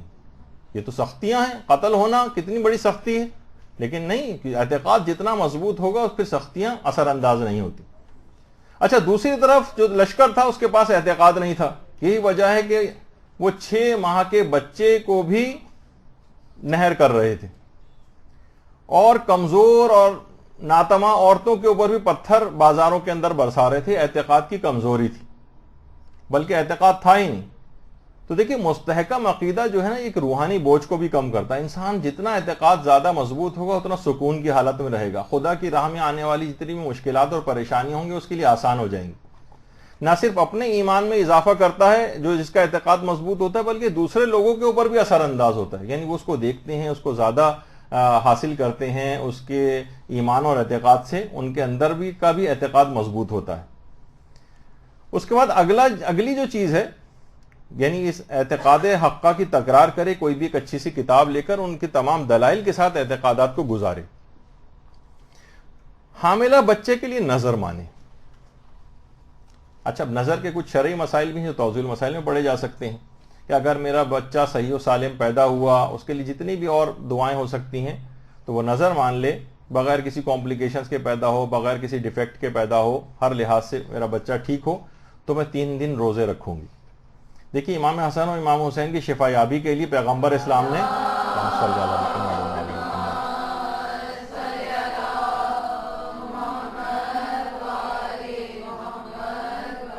بلکہ پورے خاندان نے نظر مانی تھی 3 روزوں کی کہ شفا یاب ہونے کے بعد پھر 3 روزے رکھے تھے, اور پھر پورے سورہ دہر ان کی شان کے اندر نازل بھی ہوا تھا, جسے سورہ انسان بھی کہا جاتا ہے. تو انشاءاللہ اس نظر شرعی کے بہانے, جو کہ خود پیغمبر اور خاندان اہل بیت کا طریقہ کار بھی ہے, بچہ ہر قسم کی بیماری اور کمپلیکیشن سے بھی بچا رہے گا. نظر مان لے کہ میرا بچہ صحیح و سالم, ہر قسم کی بیماری اور اس سے اگر محفوظ پیدا ہوا تو میں 3 روزے رکھوں گی. پھر علماء فرماتے ہیں کہ اگر حاملہ روزانہ کچھ مسائل فقہ سیکھے اور یاد کرے تو یہ بہت ہی زیادہ فائدہ مند ہے. اپنی اپنی کیپیبلٹی کے مطابق جتنا اس کا ذوق ہے وہ اس کے مطابق 10-20 مسئلے سیکھے, باقاعدہ کتاب سے سیکھے, توضیح مسائل سے سیکھے, درس سن کر سیکھے. سب سے بہترین دروس تو ہمارے جو فقہ کے ہیں وہ مولانا صادق حسن صاحب قبلہ کے ہیں, وہ اگر وہ سنے اس دوران, یا دیگر علماء جو ہمارے مدرسے میں آتے ہیں ان کی جو مسائل فقہ کے دروس ہیں وہ سنیں. تو بہرحال کسی بھی طریقے سے خدائی احکامات کو سیکھے. بہت ہی عجیب و غریب اثرات ہیں اس کے, بہت ہی عجیب و غریب. یعنی روایات میں تو یہاں تک یہ بات آئی ہے کہ اگر پروردگار عالم کسی کی بھلائی کا ارادہ فرماتا ہے تو وہ اس کو علم فقہ جو ہے عطا فرما دیتا ہے. یعنی اس کا مطلب یہ ہے کہ پروردگار نے اس کی بھلائی کا مکمل ارادہ کیا ہوا ہے. اور دیکھیں ہر عبادت جو ظاہر ہے کہ حاملہ اپنے اس پورے پیریڈ میں کیا نمازیں نہیں پڑھے گی, روزے نہیں رکھے گی, دیگر عبادت انجام نہیں دے گی, اس کے بعد ہر عبادت کا صحیح اور عمل کا صحیح ہونا علم فقہ پر موقوف ہے. بعض اوقات لوگ ایک طویل عرصے تک عمل کرتے رہتے ہیں لیکن ان کی وہ عمل باطل ہوتے ہیں, فقہ نہ جاننے کی وجہ سے غلطیاں کرتے ہیں, اور بعد میں پتہ چلتا ہے کہ اتنا طویل عرصہ سب نمازوں کی قضا کرنی ہے کیونکہ وضو صحیح نہیں تھا, تیمم صحیح نہیں تھا, غسل صحیح نہیں تھا. تو دیکھیے علم فقہ ایک ناگزیر عبادت ہے. اچھا, یہ جب آپ کو علم فقہ حاصل ہوتا ہے تو آپ عبادت پورے یقین و اطمینان کے ساتھ کرتے ہیں کہ میں نے اللہ کی جس طریقے سے اس کا حکم تھا اس کے مطابق عبادت کر لی ہے. ظن و احتمال کا اور وہم کا اس میں کوئی دخل نہیں ہوتا, اور پورے ٹھوس یقین کے ساتھ انسان عبادت کرتا ہے کہ میرا عمل صحیح. اسی طریقے سے عورتوں کو جو یہ پیریڈ جب گزر جائے گا اس کے بعد بھی اس کو نمازیں پڑھنی پڑیں گی, اور عادت کی بہت سارے دن ایسے آئیں گے کہ جس کے اندر ان مسائل کا خیال کرنا ہوتا ہے, فقہی مسائل کا. تو اس لحاظ سے اس کو علم فقہ اس دوران جاننا بہت بڑا ضروری ہے کہ کچھ نہ کچھ 5-10 فقہی مسئلے یا جتنی بھی اپنے اس میں صلاحیت ہے اس کے مطابق کم اور زیادہ, جتنا زیادہ کرے گی اتنا زیادہ اس کو فائدہ ہوگا. اور جیسے جیسے اس کو علم فقہ حاصل ہوتا چلا جائے گا خدا اس کو یقین کی دولت بڑھاتا چلا جائے گا, اور اس کو علم بھی زیادہ سے زیادہ دیتا چلا جائے گا. یعنی مومن ایک لحاظ سے ترقی کرتا جاتا ہے. اور سب سے زیادہ اہم بات یہ کہ اس کا دماغ حیرت انگیز طور پر بچے کا بہت ذہین ہوگا اگر ماں اس دوران اس بات کی پاسداری کرتی. بہت شارپ, بہت ذہانت والا بچہ ہوگا. دیکھیے آج کل ایک ٹی وی بڑے پروگرام بھی آ رہے ہیں, باقاعدہ پروگرام آ رہے ہیں کہ جناب دیکھیے اسرائیلی لوگ کتنے زیادہ کامیاب ہیں, پورا اسرائیل جو ہے کہ لوگ کتنے زیادہ مختلف فیلڈز کے اندر کامیابیاں حاصل کرتے ہیں, کس طرح سے ہو رہا ہے. باقاعدہ پورے ٹی وی پروگرام اس کے اوپر, حالانکہ پاکستان کے اندر کتنا زیادہ یعنی ان کے خلاف ایک وہ جذبہ پایا جاتا ہے, لیکن ٹی وی پروگرام باقاعدہ اس طرح کے کیے گئے. تو دیکھیے کہ جناب وہ دیکھیے کیا کھلاتے ہیں حاملہ عورتوں کو, کیا ان کو ایکویشن سالو کرواتے ہیں, میتھس کی جو ہے وہ پریکٹس کرواتے ہیں, اور کیا کرتے ہیں تو ان کے بچے ذہین ہو رہے ہیں. تو دیکھیے وہ تو کوئی بھی کام ایسی چیزیں جو فائدہ پہنچانے والی ہوں اس کا تو فائدہ ہوتا ہے, لیکن اصلاً اسرائیل کی کامیابی کا یہ راز نہیں ہے بلکہ ظلم و استبداد ہے. کمزور قوموں کے حقوق غصب کرنا اور سازشیں اور ظلم کر کے ان کے وسائل کے اوپر قبضہ کرنا, اس کو ذہانت نہیں بلکہ شیطنت و مکاری کہا جاتا ہے. یہ بہرحال ایک الگ موضوع ہے جس پہ الگ ہے, لیکن لوگ پورے پروگرام اس پہ کر رہے ہیں کہ اصل میں انہوں نے کامیابیاں جو حاصل کی ہیں اپنی ذہانت سے حاصل کی ہیں, اور حاملہ اس دوران یہ کام کرتی, اپنی چیز نہیں دیکھ رہے کہ آپ کے اسلام نے کیا کیا اس متعلق کہا ہے, بلکہ اسرائیلیوں سے متاثر ہو کر ان کے اوپر پروگرام آ رہا ہے ٹی وی پر. تو یہ بہرحال ایک الگ موضوع ہے. تو دماغ علم فقہ سے بہت زیادہ شارپ اور تیز ہو جاتا ہے. دیکھیے کربلا میں بھی انتخاب کے لیے ہر دوست کا انتخاب نہیں کیا تھا بلکہ مرد فقیہ حبیب ابن مظاہر کا انتخاب عمل میں لایا تھا. صلی اللہ علیہ وسلم.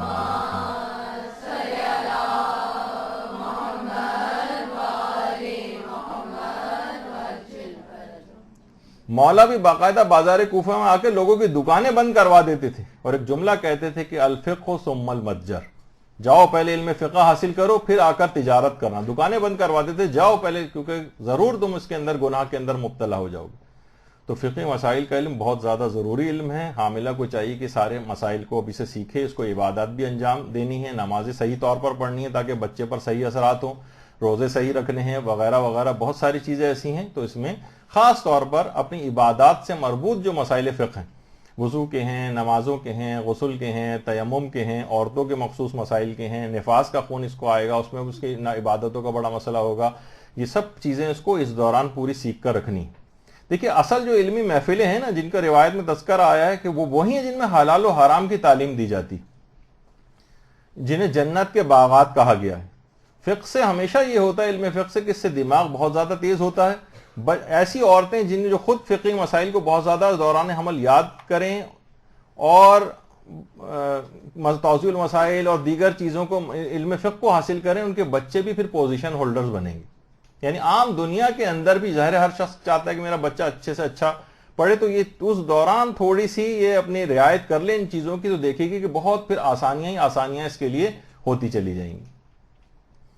اور کبھی بھی کہا جاتا ہے کہ جو علم فقہ حاصل کرتا ہے یا اس میں تھوڑا سا بھی کچھ اپنی مہارت کو پیدا کرتا ہے اور اپنے دماغ کو زیادہ اس طرف لگاتا ہے، وہ کبھی بھی مالی تنگی کا شکار نہیں ہوتا. اس کی ہر ضرورت پروردگار عالم پورا کرتا چلا جاتا ہے. بہت بابرکت چیز ہے. یہی وجہ ہے کہ علم کے لحاظ سے بھی دیکھیے آپ کو کتنے سارے افراد نظر آئیں گے جو مفکر بھی ہیں اور مفسر بھی ہیں اور محدث بھی ہیں اور مبلغ بھی ہیں اور بڑے بڑے عالم دین ہیں، لیکن ان کی تقلید نہیں ہو سکتی کیونکہ وہ فقیہ نہیں ہیں. فقیہ علم فقہ ایک ایسی چیز ہے کہ دیکھیں ہر مفکر کی بھی تقلید نہیں ہو سکتی. شہید مطہری کتنے بڑے مفکر تھے لیکن تقلید ان کی نہیں کی جا سکتی. مفسر قرآن آیت اللہ سید محمد حسین طباطبائی کتنے بڑے مفسر قرآن کے آج تک ان کا ایسی تفسیر نہیں لکھی گئی جیسے انہوں نے لکھی، لیکن تقلید نہیں ہو سکتی. محدث قمی شیخ عباس قمی کتنا بڑا محدث کبیر کہا جاتا ہے، لیکن تقلید ان کی نہیں کی جا سکتی. کتنا ہی بڑا مبلغ ہو، اشتہاردی آغا اشتہاردی کا کتنا بڑا ان کا درس اخلاق ہوتا، تقلید نہیں ہو سکتی. کتنا ہی بڑا عالم دین ہو آیت اللہ مرتضی عسکری، لیکن تقلید نہیں کی جا سکتی. تقلید ہوگی فقیہ اور عالم کی تقلید کی جائے گی.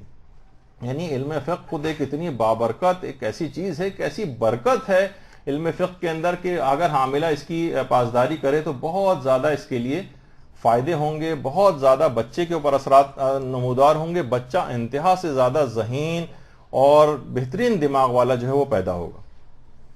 پھر علماء فرماتے ہیں کہ حاملہ زیادہ تر کوشش کرے کہ زیادہ تر اوقات میں باوضو رہیں. دائم الوضو ہونا یہ ایک ایسی نورانیت بخش جاتا ہے کہ اب بچہ ہر شر شیطان سے محفوظ ہو جائے گا. حتیٰ کہ ازدواجی معاملات میں بھی وضو کا خیال رکھا جائے کہ باقاعدہ ملا یحضر الفقی میں بھی ہے کہ پیغمبر اسلام نے امیر المومنین علیہ الصلوۃ والسلام سے فرمایا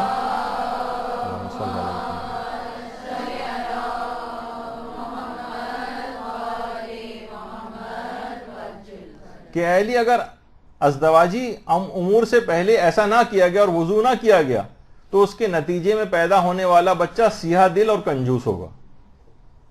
یعنی شاید یہی وجہ ہے کہ جو اولادیں آج کل پیدا ہو رہی ہیں گناہوں کی طرف زیادہ مائل نظر آ رہی ہیں. تو اور کنجوس بھی ہوگا. جب بھی 1-2% سے زیادہ میرے پاس صحیح سٹیٹسٹکس تو نہیں ہے، لیکن جس طریقے سے معاشرے کے اندر نظر آتا ہے شاید چند فیصدی سے بھی زیادہ لوگ خمس نہیں دیتے. یعنی ایک جو بخل کی اور کنجوسی کی ایک سب سے بڑی مثال ہے وہ مالی واجبات کو ادا نہ کرنا ہے. یہی وجہ ہے کہ خود بخود ان کے اندر ایک تو گناہوں کی طرف مائل ہونا کہ وہ سیاہ دل ہوگا. پیغمبر نے فرمایا سیاہ دل کے معنی پھر یعنی گناہ زیادہ کرے گا، گناہوں کی طرف راغب زیادہ ہوگا. اور کنجوس ہوگا یعنی مالی واجبات ادا نہیں کرے گا، جہاں مال صحیح طور پر دین کے لیے خرچ کرنا چاہیے وہاں نہیں کرے گا. تو یہ چیزیں ایسی ہیں کہ دائم الوضو ہونا، حتیٰ کہ ازدواجی امور میں بھی اس کا خیال رکھا جائے. اور یہ بھی کہا جاتا ہے، علماء اس کی بڑی تاکید کرتے ہیں کہ وضو کر کے حاملہ سوئے. اگر اس نے ایسا کیا تو اس کا بستر مثل مسجد کے بن جائے گا اور پوری رات عبادت کا ثواب ملے گا اس کو. سوچئے کہ سوتے وقت بھی پوری رات عبادت کا ثواب مل رہا ہے، اور عبادت کی طرح یہ جو پیدا ہونے والا جس کی شکم میں بچہ یہ سارے اثرات کو قبول کر رہا ہے. اور جیسے کہ کہا کہ تجدید وضو بھی کرتی رہے، کیونکہ کہ الوضو علی الوضو نور علی نور، ایک وضو کے اوپر دوبارہ وضو کرنا ایک نور کے اوپر گویا ایک نور کا اضافہ کرنا. تو یہ ضروری نہیں کہ ہمیشہ وضو ٹوٹے ہی تو ہی آپ دوسرا وضو کریں، نہیں، راہ چلتے آتے جاتے دوبارہ ایک وضو اور کر لیا. کہ بغیر استغفار کے بھی توبہ کی تجدید ہوتی رہے گی.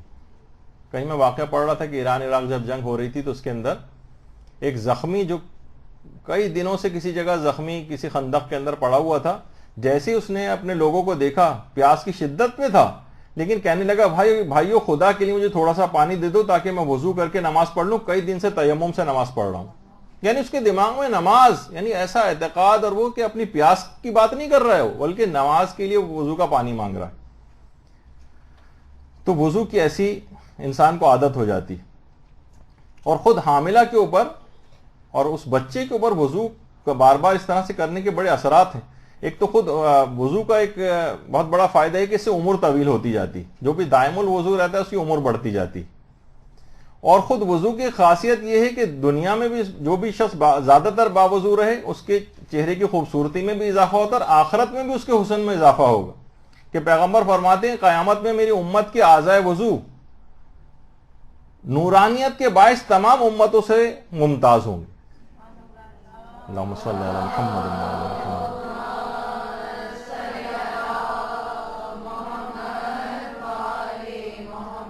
ہر عورت یہ چاہتی ہے کہ اس کا بچہ خوبصورت ہو، دنیاوی خوبصورتی بھی اس کے اندر آئے گی اور آخرت کے اعتبار سے بھی اس کے اندر خوبصورتی پیدا ہوگی. اور یہ جو بچہ ہے بڑا ہو کر سستی اور کاہلی سے دور ہوگا اگر حاملہ دائم الوضو رہے گی. اس میں سستی اور کاہلی جو کہ زیادہ تر اب دیکھنے میں آ رہی ہے لوگوں میں، کتنے کیسز آتے رہتے ہیں مدرسے کے پاس بھی، اور سب کہ زیادہ تر یہ شادیاں ہو گئی ہیں اور نوجوان گھروں پہ مثلا لیٹے ہوئے ہیں اور عورتیں جو ہیں اور بیویاں ادھر ادھر نوکریاں کرتی پھر رہی. تو اس طرح کے افراد کی بھی کثرت ہوتی جا رہی. سستی اور کاہلی، عیش پرستی، عیش کوشی، یہ سب اس کے اندر انسان پڑ جاتا ہے. یہ جو اس طرح سے اس پیریڈ کو گزارے گی تو اس کا بچہ بڑا ہو کر سستی اور کاہلی سے دور ہوگا. اور دیکھیں خود یہ وضو ہم سمجھتے نہیں ہیں کہ ہمیشہ جب بھی انسان وضو کرتا ہے اور بار بار وضو کرتا ہے تو ایک تازگی پیدا ہوتی ہے، اس کی نیند غائب ہو جاتی ہے، چستی پیدا ہوتی ہے، سستی کاہلی دور ہوتی ہے. کہ جو وضو کا پانی ہے یہ اس سے ملائکہ پیدا ہوتے ہیں اور اس کے لیے استغفار کرتے رہتے ہیں قیامت تک. اور اتنا وضو کا پانی اتنا متبرک ہوتا تھا کہ خود پیغمبر اور ائمہ اور جو برگزیدہ جو اولیاء اور اوصیاء ہوتے تھے لوگ ان کا بھی وضو کا پانی جمع کر کے لے جاتے تھے، اپنے مریضوں کو پلاتے تھے باقاعدہ، تو اس سے وہ شفا یابی بھی ملتی تھی. اور روایت میں یہ بھی آیا کہ جو ہمیشہ باوضو رہتا ہے پھر وہ شہید کا ثواب پاتا ہے. تو شہید کا ثواب یعنی اس دوران اگر مر بھی کبھی جائے تو ثواب شہید اس کو ملے گا. اور ایک چیز اور ہے جو ہمارے ہاں اتنی رائج نہیں کہ انسان جب بھی کوئی روایت میں آیا ہے کہ جب بھی سے کوئی حاجت طلب کرنی ہو اور دعا مانگنی ہو وضو کر کے دعا مانگے. ہمارے چھٹے امام جعفر صادق علیہ الصلوۃ والسلام فرماتے ہیں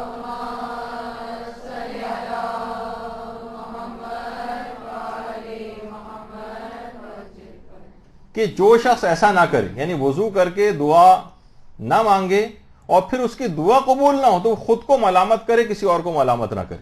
تمہارا اپنا قصور تھا، تم نے وضو کر کے دعا کیوں نہیں مانگی تھی؟ اگر قبول نہیں ہو رہی تو تمہارا قصور ہے. اور وضو کرنا یہ گناہوں کا کفارہ بھی بنتا چلا جاتا ہے. تو حاملہ اگر وضو کر رہی ہے اور تجدید وضو کر رہی ہے یا کبھی بھی بغیر وضو نہیں رہ رہی ہے، اس پیریڈ کو گزار رہی ہے، تو یقین کیجئے کہ وہ انویسٹمنٹ کر رہی ہے. اب یہ اس کے بعد بڑی اطمینان سے بچے کی تربیت میں اس طرح سے لوگ مطمئن ہو کر بہت پیسہ جمع ہو جاتا ہے تو ٹھاٹ کے بیٹھ کے کھاتے ہیں نا. اس طریقے سے بہت اب زیادہ محنت نہیں کرنی پڑے گی ابھی سے، بس یہ جو ابھی یہ محنت کر رہی ہے اس تھوڑے سے عرصے میں 9-10 مہینے کے عرصے میں، بس یہی سب سے زیادہ اس کے لیے یہ کام آنے والی چیز. تو اس طرح سے باوضو رہے اور گناہوں کا کفارہ بنتا جائے گا. حاملہ روز صبح و شام صدقہ نکالے، یہ خاص طور پر اس کو عمل انجام دینا ہے. اور اس صدقے علماء فرماتے ہیں اس صدقے کو نکالنے کے بعد اس کا ثواب امام زمانہ کی والدہ گرامی نرجس خاتون کو ہدیہ کر.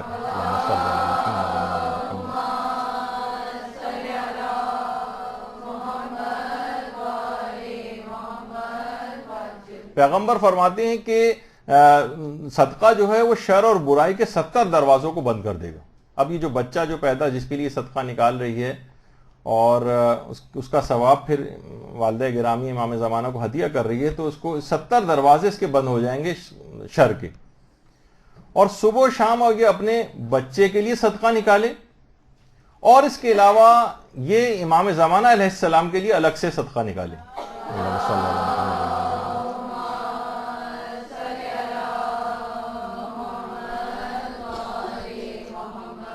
جب یہ حاملہ جس کے شکم میں بچہ ہے یہ امام زمانہ کے لیے صدقہ نکالے گی تو علماء فرماتے ہیں کہ اس کے جواب میں امام زمانہ کی دعا اس عورت اس بچے کے شامل حال ہو جائے گی، اور پھر ظاہر ہے کہ اس کا سعادت مند ہونا کوئی تعجب کی بات نہیں. تو اس طرح سے، اور علماء کی ایک تاکید اور ہے ویسے بھی یاد رکھنے کی ہے، اس حوالے سے بھی ہو سکتا ہے دوران حمل شب عاشور آ جائے اس پیریڈ میں. علماء فرماتے ہیں کہ شب عاشور خاص طور پر امام زمانہ علیہ السلام کے لیے صدقہ ضرور دینا چاہیے. باقاعدہ علامہ عبدالحسین الامینی فرماتے تھے کہ شب عاشور امام زمانہ جتنے محزون اور مغموم ہوتے ہیں اتنا سال کی کسی رات میں نہیں ہوتے، تو خاص طور پر اس شب عاشور میں مومنین کو امام زمانہ کے لیے ضرور صدقہ نکالنا چاہیے. اس رات کو امام کے حزن و غم کی جو کیفیت ہے حد سے زیادہ ہوتی. تو اگر اس دوران حاملہ کا بھی وہ وقت آ جائے، یعنی اس پورے حمل کے پیریڈ میں شب عاشور آ جائے، تو یہ چیز یاد رکھے. اچھا، اسی طرح سے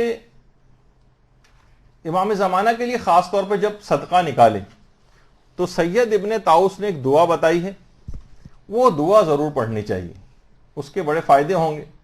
اس کا بہرحال لب لباب اور دعا کا نتیجہ ہے کہ پروردگار میرا یہ صدقہ امام زمانہ کے لیے، دن و رات کے ہر سفر کے لیے، ہر حرکت کے لیے، ہر سکنت کے لیے، یعنی امام زمانہ کی زندگی کے ہر پل، ہر منٹ اور ہر سیکنڈ کے لیے میں صدقہ نکال رہی ہوں. باقاعدہ خاص دعا ہے جو سید ابن طاؤس نے امام زمانہ علیہ السلام کے لیے صدقہ نکالتے وقت کو کہا ہے کہ اس میں ضرور اس دعا کو پڑھا جائے. تو انشاءاللہ اس کی برکت سے اس کے اپنے بچے کا ہر پل، ہر منٹ اور ہر سیکنڈ حفظ و امان میں رہے گا، کیونکہ امام زمانہ کے لیے دیکھیے جو بھی دعا کرتا ہے تو بہت زیادہ فائدے 70 گنا 100 گنا ہو کر خود ہی اس شخص کو ملتے ہیں. تو یہ اپنے اس بچے کے حوالے سے جو دعا مانگ رہی ہے اور خود امام زمانہ کے لیے صدقہ نکالتے وقت یہ جو دعا پڑھ رہی ہے، تو اب اس کے بچے کا ہر منٹ اور سیکنڈ انشاءاللہ پھر حفاظت پروردگار میں رہے گا. اور پھر روایتوں میں بھی کہ جو صدقہ انسان نکالتا ہے نا، اس کی پرورش خدا کرتا ہے یہاں تک کہ قیامت میں کوہ احد کے برابر ہو جائے گا. 1 روپیہ 4 آنے جو آپ صدقہ نکالتی ہیں، اس کی پرورش پروردگار قیامت تک کرے گا.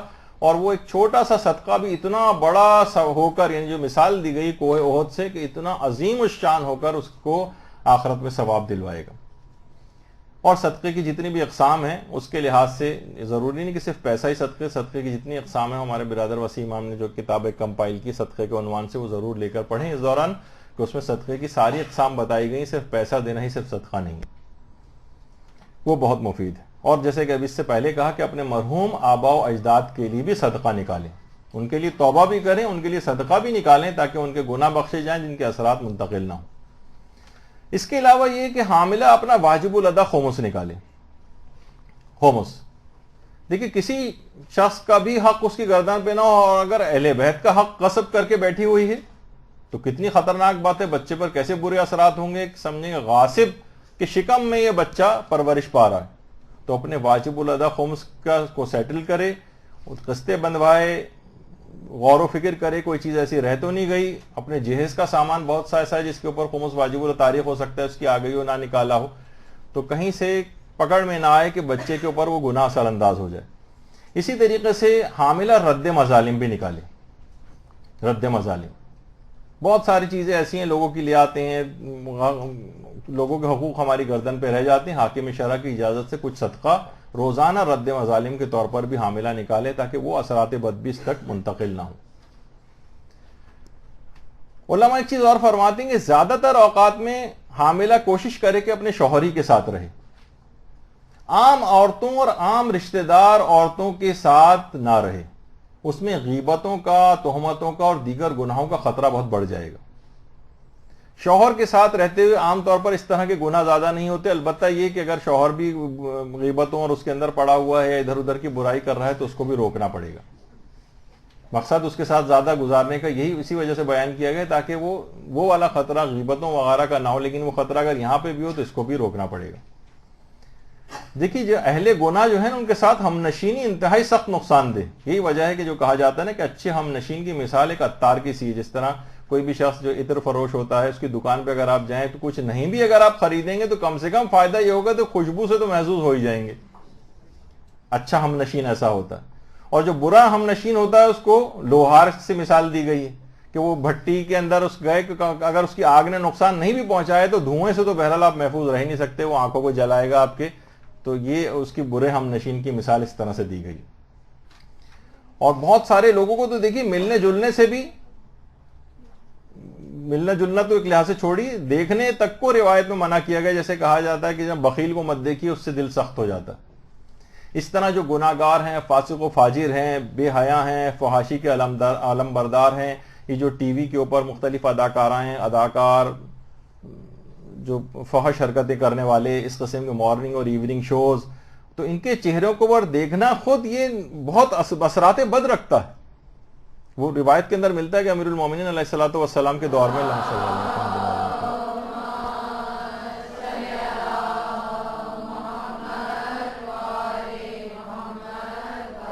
ایک عورت کے یہاں سیاہ فام بچے نے جو ہے وہ جنم لیا، اس کے شوہر نے کہا، اسے قبول کرنے سے انکار کر دیا کہ یہ تو میرا بچہ نہیں ہے۔ مقدمہ امیر المومنین کے پاس آیا، کہا جب تحقیق کی تو معلوم چلا اس گھر کی دیوار پہ اس کمرے میں جہاں عورت رہتی تھی وہاں ایک حبشی کی تصویر لگی ہوئی تھی۔ مختلف طرح کی اس زمانے میں بھی ہوتی ہوں گی اس طرح کی تصویریں، اس کو دیکھنے سے اس کا ایسا جو ہے وہ بچہ پیدا ہو گیا، یعنی فقط دیکھنے کے بھی اتنے اثرات ہیں۔ اور ایک تو کچھ عرصے پہلے مجھے علم میں آئی تھی بات، خیر وہ بچہ پیدائش کے بعد مر گیا تھا، کہ تقریباً یعنی بہت ہی عجیب الخلقت ٹائپ کا بچہ، بنمانس ٹائپ کی شکل کا جو ہے کسی گھر میں ہوا تھا پیدا یہاں۔ پھر بعد میں تحقیقات کی تو پتہ چلا واقعی کیلنڈر پہ کچھ جانوروں کی تصویریں جن میں ایک بنمانس کی شکل کی تصویر، وہ اس کے کمرے کے اندر ہی وہ چیزیں لگی ہوئی تھی۔ تو یہ چیزیں اثرات رکھتی ہیں، تو کہیں بہتر ہے کہ دلہن یا وہ جو حاملہ ہے وہ جو ہے نیک عورتوں کے شکلوں کو دیکھے۔ بہتر تو یہ میں کہوں کہ اگر وہ اس دوران اس بڑے فائدے کو حاصل کرنے کے لیے مکمل طور پر ٹی وی کو دیکھنا بند کر دیں۔ آپ کہیں کہ چلیں وہ اداکار یہاں جو سیاستدان ٹی وی کے اوپر آ رہے ہیں ان کی شکلیں وہ تو ان سے بھی شاید بدتر، ان کو دیکھنے سے کتنے اثرات نمودار ہوں گے۔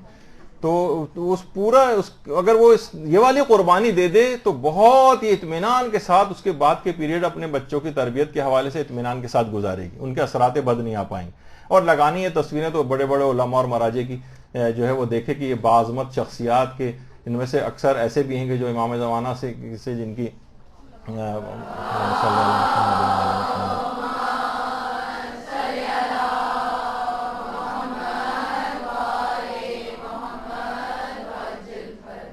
تو ان کو اگر وہ دیکھے تو اس میں بھی کوئی ایسی جو ہے وہ حرج نہیں ہے، بلکہ زیادہ ثواب اور فائدہ ہی اس کو جو ہے وہ حاصل ہوگا کہ متقی پرہیزگار اشخاص کے چہروں کو دیکھنا، عالم کے چہرے کو دیکھنا ویسے بھی روایت میں عبادت قرار دیا گیا ہے، تو ایک عبادت میں اس کا جو وقت گزرے گا۔ تو ان افراد کے ایسے افراد جو گناہ گار، فاسق و فاجر، ان کو دیکھنے کے بھی اثرات ہیں، ان سے بھی اپنے آپ کو حتی الامکان بچائے۔ اچھا، اسی طرح سے علماء فرماتے ہیں کہ حاملہ دوران حمل کم سے کم ایک قرآن مجید تو ختم کرے، پوری تلاوت کر کے اول تا آخر کم سے کم ایک قرآن، اور اس کو قرآن کو ختم کرنے کے بعد اس کی تلاوت کا ثواب امام زمانہ علیہ الصلوۃ والسلام کو ہدیہ کرے۔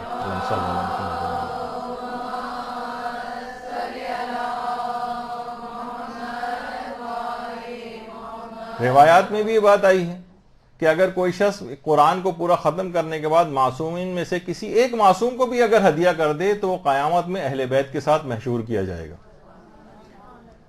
تو اب دیکھیے قرآن اس دنیا میں بھی حفاظت کرتا ہے، مرنے کے بعد بھی انسان کی حفاظت کرتا ہے، اس کو عذابوں سے بچاتا ہے۔ ہمارے جو سامان سفر آخرت بیگ اس میں باقاعدہ قرآن جو قبر میں ساتھ دفن کیا جاتا ہے، تو اس دنیا میں بھی قرآن انسان کا محافظ ہے، مرنے کے بعد بھی محافظ ہے۔ مصیبتوں سے جھگڑا قرآن کر کے مصیبتوں سے نجات دلاتا ہے۔ عذاب خدا قبر میں آ رہے ہوتے ہیں تو عذابوں کے ساتھ جھگڑا کرتا ہے اور اس کو عذاب کو برطرف کرواتا ہے۔ تو اور کچھ مومنین نے تو اس کا تجربہ بھی کیا ہے باقاعدہ کہ بہت ہلکی آوازی میں صحیح، اگر جس وقت انسان سو رہا ہو ہلکی سی تلاوت قرآن کا کوئی کیسٹ تو چلیں 1-1.5 گھنٹے میں ختم ہو جائے گا، اب تو کمپیوٹر اور موبائل فون اس کے اوپر ایک پلے لسٹ بنا لے مختلف سوروں کی، جو منتخب سورہ ہیں، ہلکی سی آواز میں، جب وہ 6 گھنٹے 8 گھنٹے سو بھی رہی ہو تو کمرے میں ہلکی ہلکی آواز تلاوت کی ہوتی رہے اسی دوران، تاکہ سوتے میں بھی بچے کے اوپر قرآن کی تلاوت کے اثرات جاتے رہیں۔ اگر کوئی ڈسٹرب ہو رہا ہے، نیند ڈسٹرب ہو رہی ہے، اس کو عادی نہیں ہے تو ٹھیک ہے، وہ اس کو نہ کرے، دن جب جاگ رہی اس وقت انجام دے، لیکن اگر اس کو کر لے، تھوڑی سی عادت چند دنوں کے بعد ہو سکتا ہے اس کو پڑ جائے تو اس کے اثرات نیک ہو سکتے ہیں۔ کچھ مومنین نے اس کا تجربہ بھی کیا۔ تو ایک تو یہ کہ اس جہاں پر تلاوت ہوتی ہے وہاں سے شیاطین فرار اختیار کر جاتے ہیں، اب نورانیت میں اضافہ ہوتا چلا جاتا ہے اور بہت سارے جسمانی امراض بھی دور ہوتے ہیں۔ تو آپ دیکھیں کہ لوگ اس سے اتنا نامانوس ہیں کہ آپ گھر میں تلاوت چلا کے رکھیے تو تھوڑی دیر میں کوئی نہ کوئی آئے گا اور اس کو کہے گا کہ اس کو بند کرو، بلکہ کہے گا نہیں بے احترامی ہو رہی ہے، لوگ توجہ سے نہیں سن رہے، بند کرو بند کرو بند کرو، یہ ہونے لگتا ہے۔ تو یہ حالانکہ لوگ اس کے عادی نہیں، نامانوس ہیں، تلاوت قرآن کی آوازیں اب لوگوں کے لیے ہو گئی ہیں، بلکہ ایک لحاظ سے معاذ اللہ ثم معاذ اللہ ایک حقارت کا سا اور ایک عجیب سا ایک تاثر ہو گیا ہے کہ اس کو بس کوشش کر کے بند کروایا جاتا ہے۔ تو ایسا کر دیا جائے، اور اگر حاملہ اس دوران چند آیات روزانہ حفظ کرے تو بہت ہی بہتر ہے۔ قرآن کا دیکھیے بہت سارے سورے ایسے ہیں کہ جن کو خاص طور پر اگر وہ پڑھے یا ان کی آیات حفظ کرے، مثلا سورہ انبیاء، یہ خاص طور پر اگر کوئی عورت دوران حمل تلاوت کرتی تو پچھلی مرتبہ بھی بات آیا تھا کہ صالح فرزند اس کا پیدا ہوگا۔ حتیٰ کہ سورہ انبیاء ایسا سورہ ہے کہ صرف حاملہ ہی نہیں بلکہ وہ خواتین اور وہ والدین کے جن کے بچے اب بڑے ہو چکے ہیں، بگڑے جا رہے ہیں، پریشان ہیں، ان کے لیے بھی سورہ انبیاء پڑھنا بہت مجرب ہے، اس نیت سے کہ میرا بچہ ٹھیک ہو جائے، سورہ انبیاء کی تلاوت، چاہے وہ بچہ بڑا ہو گیا ہو، خراب ہو رہا ہو، اس کے لیے پڑھا جائے تو بہت مجرب ہے سورہ انبیاء، صالح فرزند ہونے کے لیے۔ اور خاص طور پر پورے اس حمل کے دوران اگر حاملہ سورہ حجرات کی تلاوت کرے تو وہ جو بچہ ہے، وہ جو حاملہ ہے، اس کا وہ حمل ساقط ہونے سے محفوظ رہے گا۔ یہ پیغمبر اسلام نے جملہ ارشاد فرمایا۔ اللہم صلی اللہ علیہ وسلم۔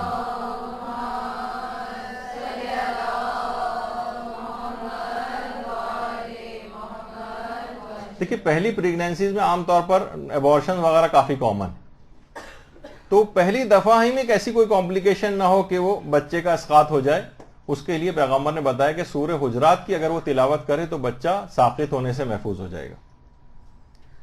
اور خاص طور پر علماء کہتے ہیں کہ ڈیلیوری سے 3 ماہ پہلے خاص طور پر تلاوت قرآن زیادہ کرنے کی اہمیت بڑھ جاتی، یعنی آخری 3 ماہ میں تلاوت قرآن کی تاکید زیادہ ہے۔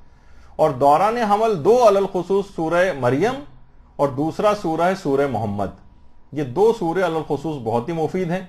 اس تلاوت قرآن سے فائدہ یہ ہوگا کہ اس تلاوت سے بچے پر قرآنی رنگ چڑھتا جائے گا، وہ آیات قرآنی کے سائے میں گویا پرورش پائے گا، قرآن اس کے گوشت اور خون میں مخلوط ہو کر اپنی نورانیت کو جذب کر دے گا، یہ فائدہ ہے اس کے اندر بہت زیادہ۔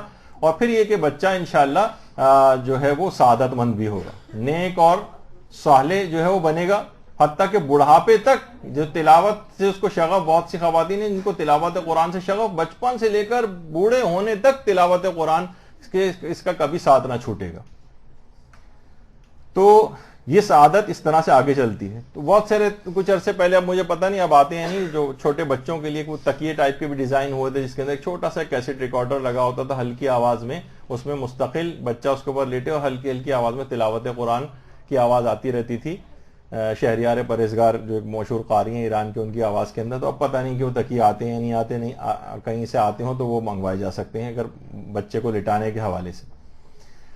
اچھا، ایک اور سب سے زیادہ اس کا فائدہ ایک اور چیز یہ ہوگی کہ اس بچے کا حافظہ بہت زیادہ قوی ہوگا، جس کی ماں اس دوران تلاوت قرآن اس انداز سے کرتی رہی، قرآن کو کچھ آیات روزانہ حفظ کرے تو اس سے اس کے بچے کا خود حافظہ بہت قوی ہوگا، اور یہ بچہ شک اور وسواس کی بیماری سے بھی محفوظ ہو جائے گا، کیونکہ قرآن کی خصوصیت یہ ہے کہ شک سے نکال کر یقین کی طرف لے کر آتا ہے۔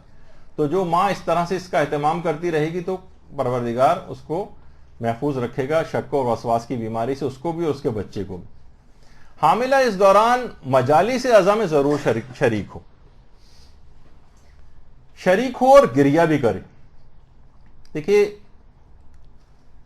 ہمارے چھٹے امام جعفر صادق علیہ السلام فرماتے ہیں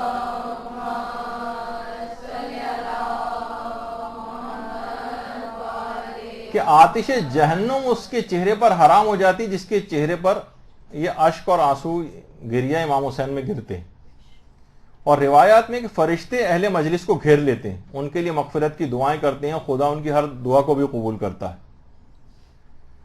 اور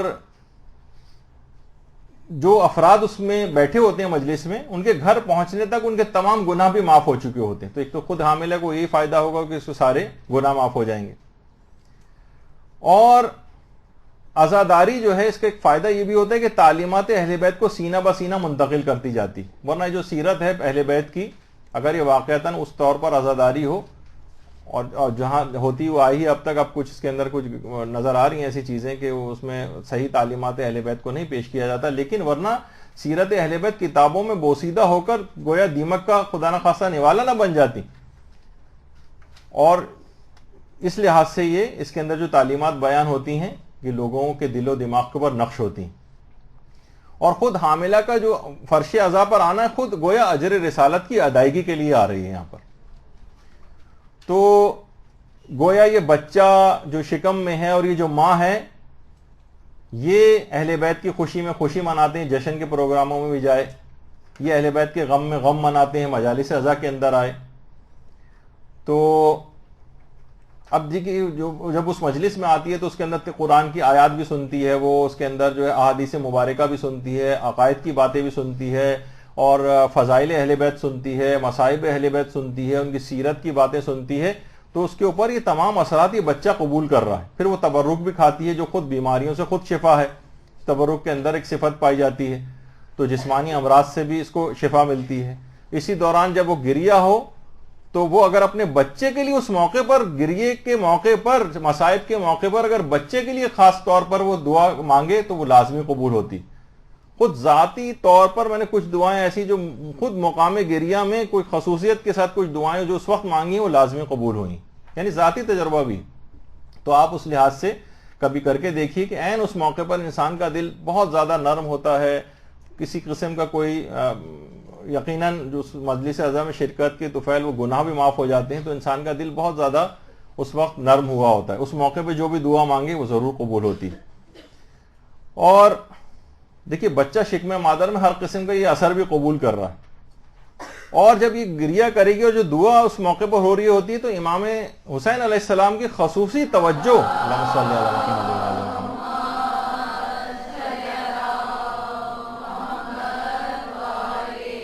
اس مجالس اعضاء میں شریک لوگوں کے اوپر ہوتی ہے، اور جب وہ اس دوران کو دعا مانگتے ہیں تو امام حسین کے وسیلے اور توسل سے ان کی دعائیں بھی قبول ہو جاتی ہیں۔ کریم ابن کریم کی مجلس ہے، یہاں کوئی خالی ہاتھ کبھی واپس نہیں جاتا، اور خصوصاً اسی مجلس میں بیٹھ کر اگر حضرت علی اصغر علیہ السلام کے واسطے اور توسط سے، اللہم صلی علی محمد وعلی آل محمد، اگر دعا مانگی جائے باب الحوائج ہیں، لازمی دعا قبول ہوگی۔ اپنے بچے کے حوالے سے حضرت علی اصغر کا واسطہ دے کر حاملہ دعا مانگے، انشاءاللہ ضرور قبول ہوگی۔ اور ہمارے استاد محترم صحیح بات بیان کرتے تھے کہ دیکھیے کتنی چیزیں ایسی ہیں کہ اب دیکھتے ہیں کہ کوئی کتنا ہی فاسق و فاجر کیوں نہ ہو، اس دین کی طرف زیادہ راغب بھی نہ ہو، لیکن ایک عمل ایسا ہے کہ جو حاملہ عورتیں، یہ ہم نے تو اس وقت کہا ہے لیکن اس کو تو پہلے سے انجام دے رہی ہیں، مجالس عزا کے اندر آتی ہیں۔ یہی وجہ ہے کہ کوئی شخص خواہ کتنا ہی بگڑ کیوں نہ جائے، کوئی اور چیز کیوں نہ ہو جائے، کبھی بھی عزاداری کو وہ نہیں چھوڑتا ہے۔ یعنی ماؤں سے عزاداری کس طریقے سے منتقل ہو رہی، یعنی اثرات ہیں اس کے خاص طور پر۔ تو ان کا باقاعدہ کچھ شاید وہ کلپ ہم نے لگا بھی دیا، اس کے اوپر وہ سن لیجئے گا کہ مولانا نے بڑی تفصیل کے ساتھ اس چیز کو بیان کیا۔ اور اس سے پہلے جو بھی ہم نے بیان کیا کہ یہ تو خیر بات ہو گئی، ایک چیز اور جو ہر مہینے شوہر کو انجام دینی ہے وہ یہ کہ ہر ماہ بیوی کے پہلو پر ہاتھ رکھ کر 7 مرتبہ سورہ قدر کی تلاوت کرے۔ یہ شوہر کی ذمہ داریوں میں سے ایک ہے. اس کے بہت فائدے ہیں. سورہ قدر 7 مرتبہ ہر مہینے بیوی کے پہلو پر ہاتھ رکھ کر. اور اگر کوئی شخص یہ چاہے کہ میرا پیدا ہونے والا بچہ دین کا حد سے زیادہ خدمت گزار بنے, تو شوہر و بیوی اگر دونوں اس عمل کو انجام دیں, اور ایک خاص درود جو اس متعلق کہا گیا ہے کہ اللہم صلی علی فاطمہ و ابیہا و بعلہا و بنیہا و سر المستودع فیہا بعدد ما احاط بہ علمک, اگر یہ والا درود زیادہ سے زیادہ اگر حاملہ پڑھے تو بہت قوی امکان ہے کہ اس کا بچہ بڑا ہو کر دین کا محافظ بنے گا, دین کا خدمت گزار بنے گا. یہ بہت بڑا فائدہ اس درود کا ہے, اس کو بھی انجام دے. پھر علماء فرماتے ہیں کہ حاملہ واجب نمازوں کو ان کے اول اوقات میں انجام دے. اگر واجب نمازوں کو اول اوقات میں انجام دے گی تو دین میں بھی, اس دنیا میں بھی اور آخرت میں بھی اس کا بچہ اول آئے گا.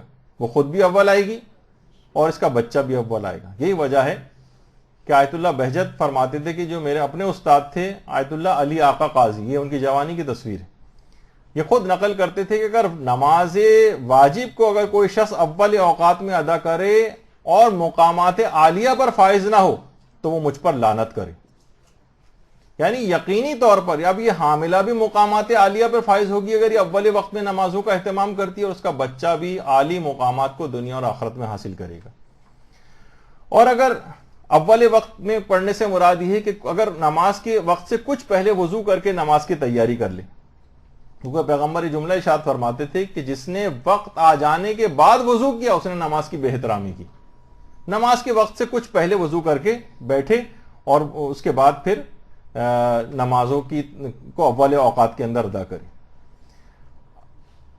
اگر ممکن ہو تو حاملہ ایک بار کم سے کم جتنی زیارتیں معصومین ممکن ہو اس حمل کے پیریڈ میں اگر یہ قبور کی زیارت کے لیے چلی جائے, ایران کی زیارت کے لیے جانا ممکن ہو وہاں چلی جائے, عراق کی زیارت کے لیے جانا ممکن ہو وہاں چلی جائے, ایران اور عراق دونوں جانا ممکن ہو وہ چلی جائے, عمرے کے لیے مثلا جائے تو وہاں مختلف زیارتیں, جس طریقے سے پیغمبر اسلام کی قبر کی زیارت کے لیے اللہم صلی علی محمد و آل محمد.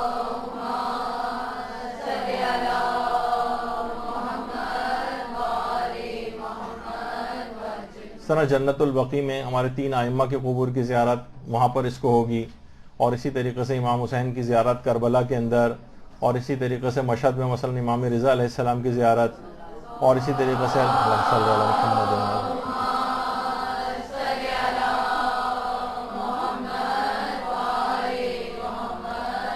کاظمین میں ہمارے 2 امام ہیں, اس کے علاوہ سامرہ میں 2 ہیں.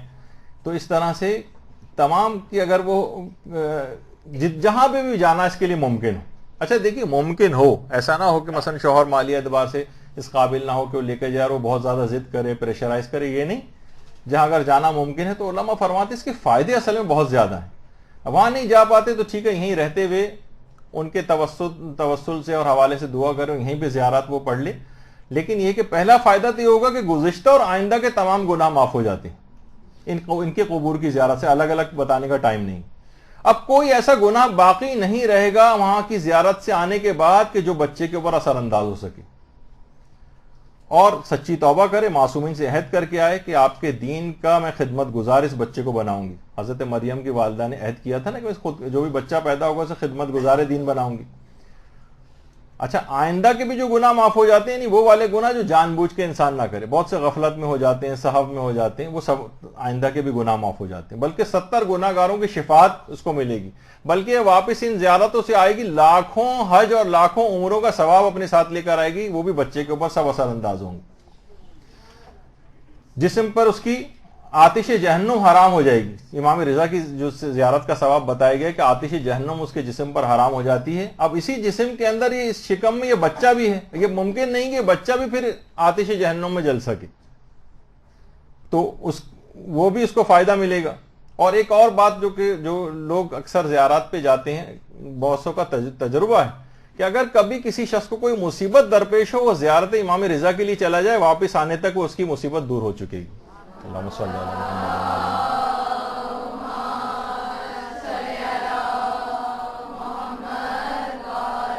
جن افراد نے اس کا تجربہ کیا ہمیشہ 100% اس کو کارآمد پایا. اچھا اسی طریقے سے اب زیارات کے اوپر جائے گا حضرت مسلم ابن عقیل، جن کی پوری نسل واقع کربلا میں ختم ہو گئی، ان کی اس نسل جو ختم ہو گئی واقع کربلا میں، اس کے واسطے اور توسط سے مسلم ابن عقیل کی قبر پہ جا کر اور طفلان مسلم وہاں پر جو بھی اپنے بچوں کے لیے دعا مانگے گا وہ لازمی قبول ہوگی. یا مثلا اس بچے کے حوالے سے جو ہمارے زیارت ایران کے جو دروس ہوئے تھے اس میں بھی تھا کہ وہ خاص جو گلدستہ جہاں پھول وغیرہ لگائے جاتے ہیں اس کے پھول کچھ یا اس کا کچھ پانی لے کے اگر پیا جائے تو وہ بھی بہت زیادہ کارآمد جو ہے ہوتا ہے بیماریوں کے لحاظ سے اور بچوں کے لحاظ سے بھی. اور مکے میں جب ہو تو زمزم پیتے وقت جو ہے وہ دعا کرے بچے کے لیے.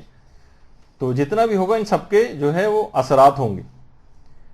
تو اچھا جن کے پاس سہولت نہیں ہے وہ جیسے کہ میں نے کہا کہ وہ یہیں پر رہتے ہوئے بھی اس کو انجام دے لیں کسی طریقے سے، ان زیارات کو پڑھ لیں اور امام کے کا واسطے و توسط سے اگر جو بھی دعا کریں گے انشاءاللہ وہیں پر ہی قبول ہوگی. کوشش شوہر یہ کرے کہ حاملہ کو رشتہ داروں کے اس دوران شر سے بچا کر رکھے، یا اگر اس کی بیوی کچھ گڑبڑ ہے تو اس کو بھی کنٹرول کر کے رکھے کہ یہ کوئی لڑائی جھگڑا، کینہ، فساد، دشمنی یا کوئی اس طرح کی چیز غیبتیں وغیرہ نہ کرے. یعنی دونوں طرف کی پارٹیز کو شوہر کی ذمہ داری کہ اس کو بہت اہم مرحلہ ہے، شوہر کی نسل کا معاملہ ہے، اس کو سیریس ہونا پڑے گا. یہ ایسا نہیں کہ وہ ادھر سے بھڑکائے میں آ گیا تو وہاں ڈانٹ لگا دی، وہاں سے ہو گیا تو وہاں اس نے دوسروں کو برا بھلا کہنا شروع کر دیا اور یہ بیچ میں گنی پگ بن کے ادھر سے ادھر جو ہے جاتا پھر رہا ہے. یہ نہیں ہونا چاہیے. تو یہ اس کی خصوصیت کے ساتھ اس کا دھیان رکھے. اور حاملہ جسم میں ہر ممکن صورت میں جسم میں کسی طور پر بھی مال حرام نہ پہنچنے پائے، یہ پوری کوشش اس بات کی کرے. اور رفا کہتے ہیں کہ باقاعدہ محسوس کیا ہے کہ اگر کبھی غلطی سے بھی حرام یا مشکوک چیز، عمدن نہیں غلطی سے کوئی بھی حرام یا مشکوک چیز جسم میں چلی جائے تو ایک مدت تک نماز شب کی اور دیگر عبادات کی توفیق سلب ہو جاتی اور لذت مناجات چھن جاتی. غلطی سے بھی ایسا ہو جائے تو جان بوجھ کے اگر ایسا ہو رہا ہو مال حرام جسم میں جا رہا ہو. رسول فرماتے تھے نا کہ 40 روز تک دعا جو ہے اس کی قبول نہیں ہوتی، 40 روز تک نمازیں قبول نہیں ہوتی. اور روایت میں ہے کہ مال حرام کے اثرات نسلوں میں آشکار ہوتے ہیں، نسلوں میں جو لقمہ حرام ہے، اور شیطان کی شراکت اس کی اولاد میں ہوتی ہے. علی اکبر نہاوندی نے تو باقاعدہ جملہ کہا ہے کہ غذائے حرام کی پروڈکٹ بھی حرام کے اثرات رکھتی، یعنی جو حرام اثرات کھا رہا ہے اور جو اس سے نطفہ پیدا ہوگا، جو بچہ پیدا ہوگا، کیسے ممکن ہے کہ وہ سعادت مند ہو سکے. اور آغا حسین مظاہری فرماتے ہیں کہ مال حرام کے نتیجے میں پیدا ہونے والے بچے کا سعادت مند ہونا انتہائی مشکل ہے. تو ہر صورت میں جو فقہی مسائل ہیں، کاروبار ہیں، ملازمت کے، انسان ان کو دیکھے کہیں میرے مال میں حرام نہ جا رہا ہو. اور اگر فی الحال مجبوری ہو اپنی اس جاب کو چھوڑ نہ پا رہا ہو، مثلا پرائیویٹ بینک میں جاب کرتا ہے، سودی شعبے کے اندر کام کرتا ہے، اس کی اتنی تنخواہ لینی حرام ہوتی جتنی دیر اس نے وہ حرام کام، سود کا کام کیا ہے، تو یہ اس دوران علماء سے دریافت کرے کوئی حیلہ شرعی. مثلا کوشش کرے کہ یہ اپنی بیوی کے جو کھانے پینے اور جو دیگر اخراجات ہیں کسی سے قرضہ وغیرہ لے کے اس مال سے اس کو کرے. اب میں اس کی تفصیل میں نہیں جا رہا، علماء کے پاس جا کے ان سے خود ہی پوچھے کہ میں اس سے کیا اس کا حل نکالوں. کم سے کم یہ وہ جو حرام مال کما کے لا رہا ہے یہ اس حاملہ کے جسم کے اندر نہیں جانا چاہیے، یہ ضرور اس کے اندر. تو دیکھیے خود ایک زمانہ تھا کہ عورتیں اپنے شوہر جب روزگار کے لیے جاتے تھے تو کہتی تھیں کہ دیکھو ہم خاک پھانک لیں گے لیکن مال حرام ہمارے لیے اس طرح سے نہیں لے کر آنا.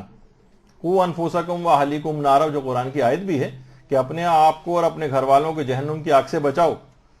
اب یہ جو جہنم کی آگ سے بچانے کا حکم ہو رہا ہے تو آگ کھلانے جا رہا ہے ان کو، کیونکہ یہ مال حرام خود آگ ہی ہے. خمس اگر اس نے نہیں دیا ہوا مال پہ گویا وہ بغیر خمس نکلا ہوا مال وہ آگ کی طرح سے جو ان کو کھلا رہا ہے. تو یہ توفیقات ملتی ہیں اگر وہ قصب حلال سے کوئی رزق کماتا ہے اور وہ اندر جاتا ہے. تو یہ تمام چیزیں ایسی ہیں کہ اس کی ضرور اس کا خیال رکھنا چاہیے. اچھا اب اتنا وقت نہیں ہے، جلدی جلدی کہہ کے گزرنا ہے بس، کہ نماز شب کی علی الخصوص حاملہ اگر کوشش کر کے پابندی کرے، 11 رکعت نہ پڑھ سکے تو 3 رکعت، ورنہ 1 رکعت کم سے کم ضرور پڑھے، اور 11 پڑھے تو کیا ہی کہنا. صرف چند ماہ کی اس کو یہ زحمت برداشت کرنی ہے، اس کے بعد آرام سے اپنے بچے کی جو تربیت ہے اس میں کوئی خاص اس کو محنت نہیں کرنا پڑے گی. اور 70 فائدے نماز کے، نہ جانے کتنے فائدے جو ہے نماز شب کے اس حاملہ کو اور اس کے بچے کو سب عطا ہوں گے.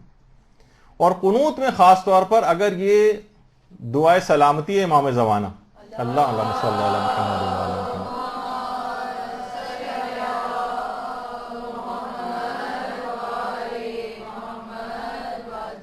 90 فائدے کم سے کم دعائے سلامت امام زمانہ کے لیے دعا کرنے کے علماء نے روایات کے اندر جو اپنی کتابوں کے اندر بیان کی. یہ کیسے ممکن ہے؟ خود تو امام زمانہ کی سلامتی کے لیے دعا کر رہی ہے اور یہ حاملہ اور اس کا ہونے والا بچہ یہ دنیا اور آخرت کے اندر سلامت نہ رہے، ممکن ہی نہیں. تو امام زمانہ کی سلامتی کے لیے اس طرح سے قنوت میں اگر یہ دعا کرے اور الگ سے بھی. بس ایک آخری چیز میں اور بیان کر دی جائے کہ حاملہ کون کون سی غذائیں کھائے. اس پہ تو خیر ہمارا پورا درس ہو چکا ہے، جو بہترین جو کون سی غذائیں ہیں جو جن کے روحانی اثرات اس طرح کے ہوتے ہیں. لیکن کچھ چیزیں روایت میں الگ سے بتائی گئی ہیں حاملہ کے لیے. مثلا پیغمبر فرماتے ہیں کہ دوران حمل کے آخری جو مہینے اس میں کھجور کھائے تاکہ اس کے بچے خوش اخلاق اور بردبار ہوں. حاملہ کو تاکید کرو کہ بہی کھائے تاکہ اس کے بچے خوش اخلاق ہوں. اور اسی طریقے سے حاملہ خربوزہ کھائے تاکہ اس کے بچے خوبصورت اور خوش اخلاق ہوں، خوبصورتی بھی اور خوش اخلاقی بھی. اور پیغمبر فرماتے ہیں با اخلاق اور خوبصورت سیرت بچہ پیدا کرنے کے لیے عورتیں ناشپاتی کھائیں. تو یہ تمام چیزیں ایسی ہیں کہ یہ اپنی باپ کو اب چاہیے کہ تمام چیزیں اس طرح کے فروٹس جو ہے گھر میں لا کر رکھے. خاص طور پر جیسے یہ بہی ہے، کوئنز جس کو کہا جاتا ہے، سفرجل بھی کہتے ہیں اس کو. اب یہ کوئی بھی اگر یہ کھائے گی حاملہ تو اس کا بچہ خوبصورت پیدا ہوگا، نیک ہوگا، خوش اخلاق ہوگا. نیک ہوگا، خوش اخلاق ہوگا، دلیر بھی ہوگا، شجاع بھی ہوگا. بلکہ اصول کافی میں تو باقاعدہ ہمارے چھٹے امام کی ایک روایت بھی اس سلسلے میں آئی ہے. اللہم صلی علی محمد وعلی محمد.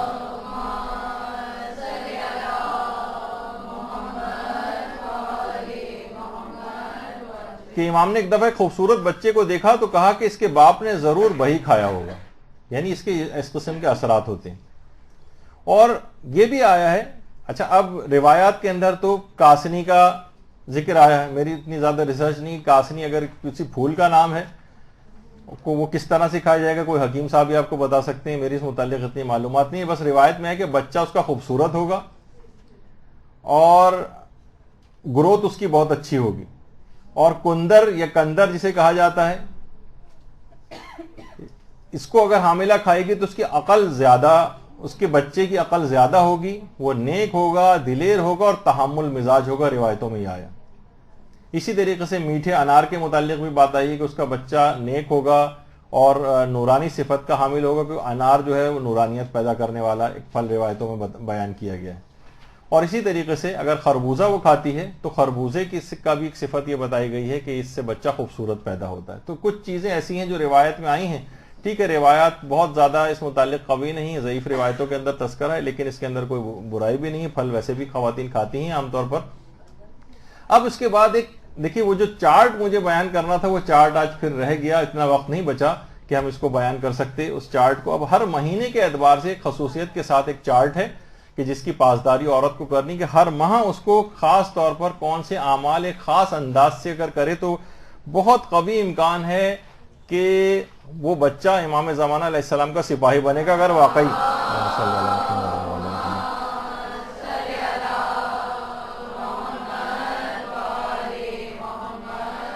اس کو اگر وہ کسی طور پر بھی اس چارٹ کے اوپر عمل کر کے اس کے طریقہ کار کے مطابق عمل کرے، جو انشاءاللہ ہماری اگلی گفتگو کا موضوع بحث اس کو لے کر آئیں گے. وصلی اللہ علی محمد وآلہ الطیبین الطاہرین.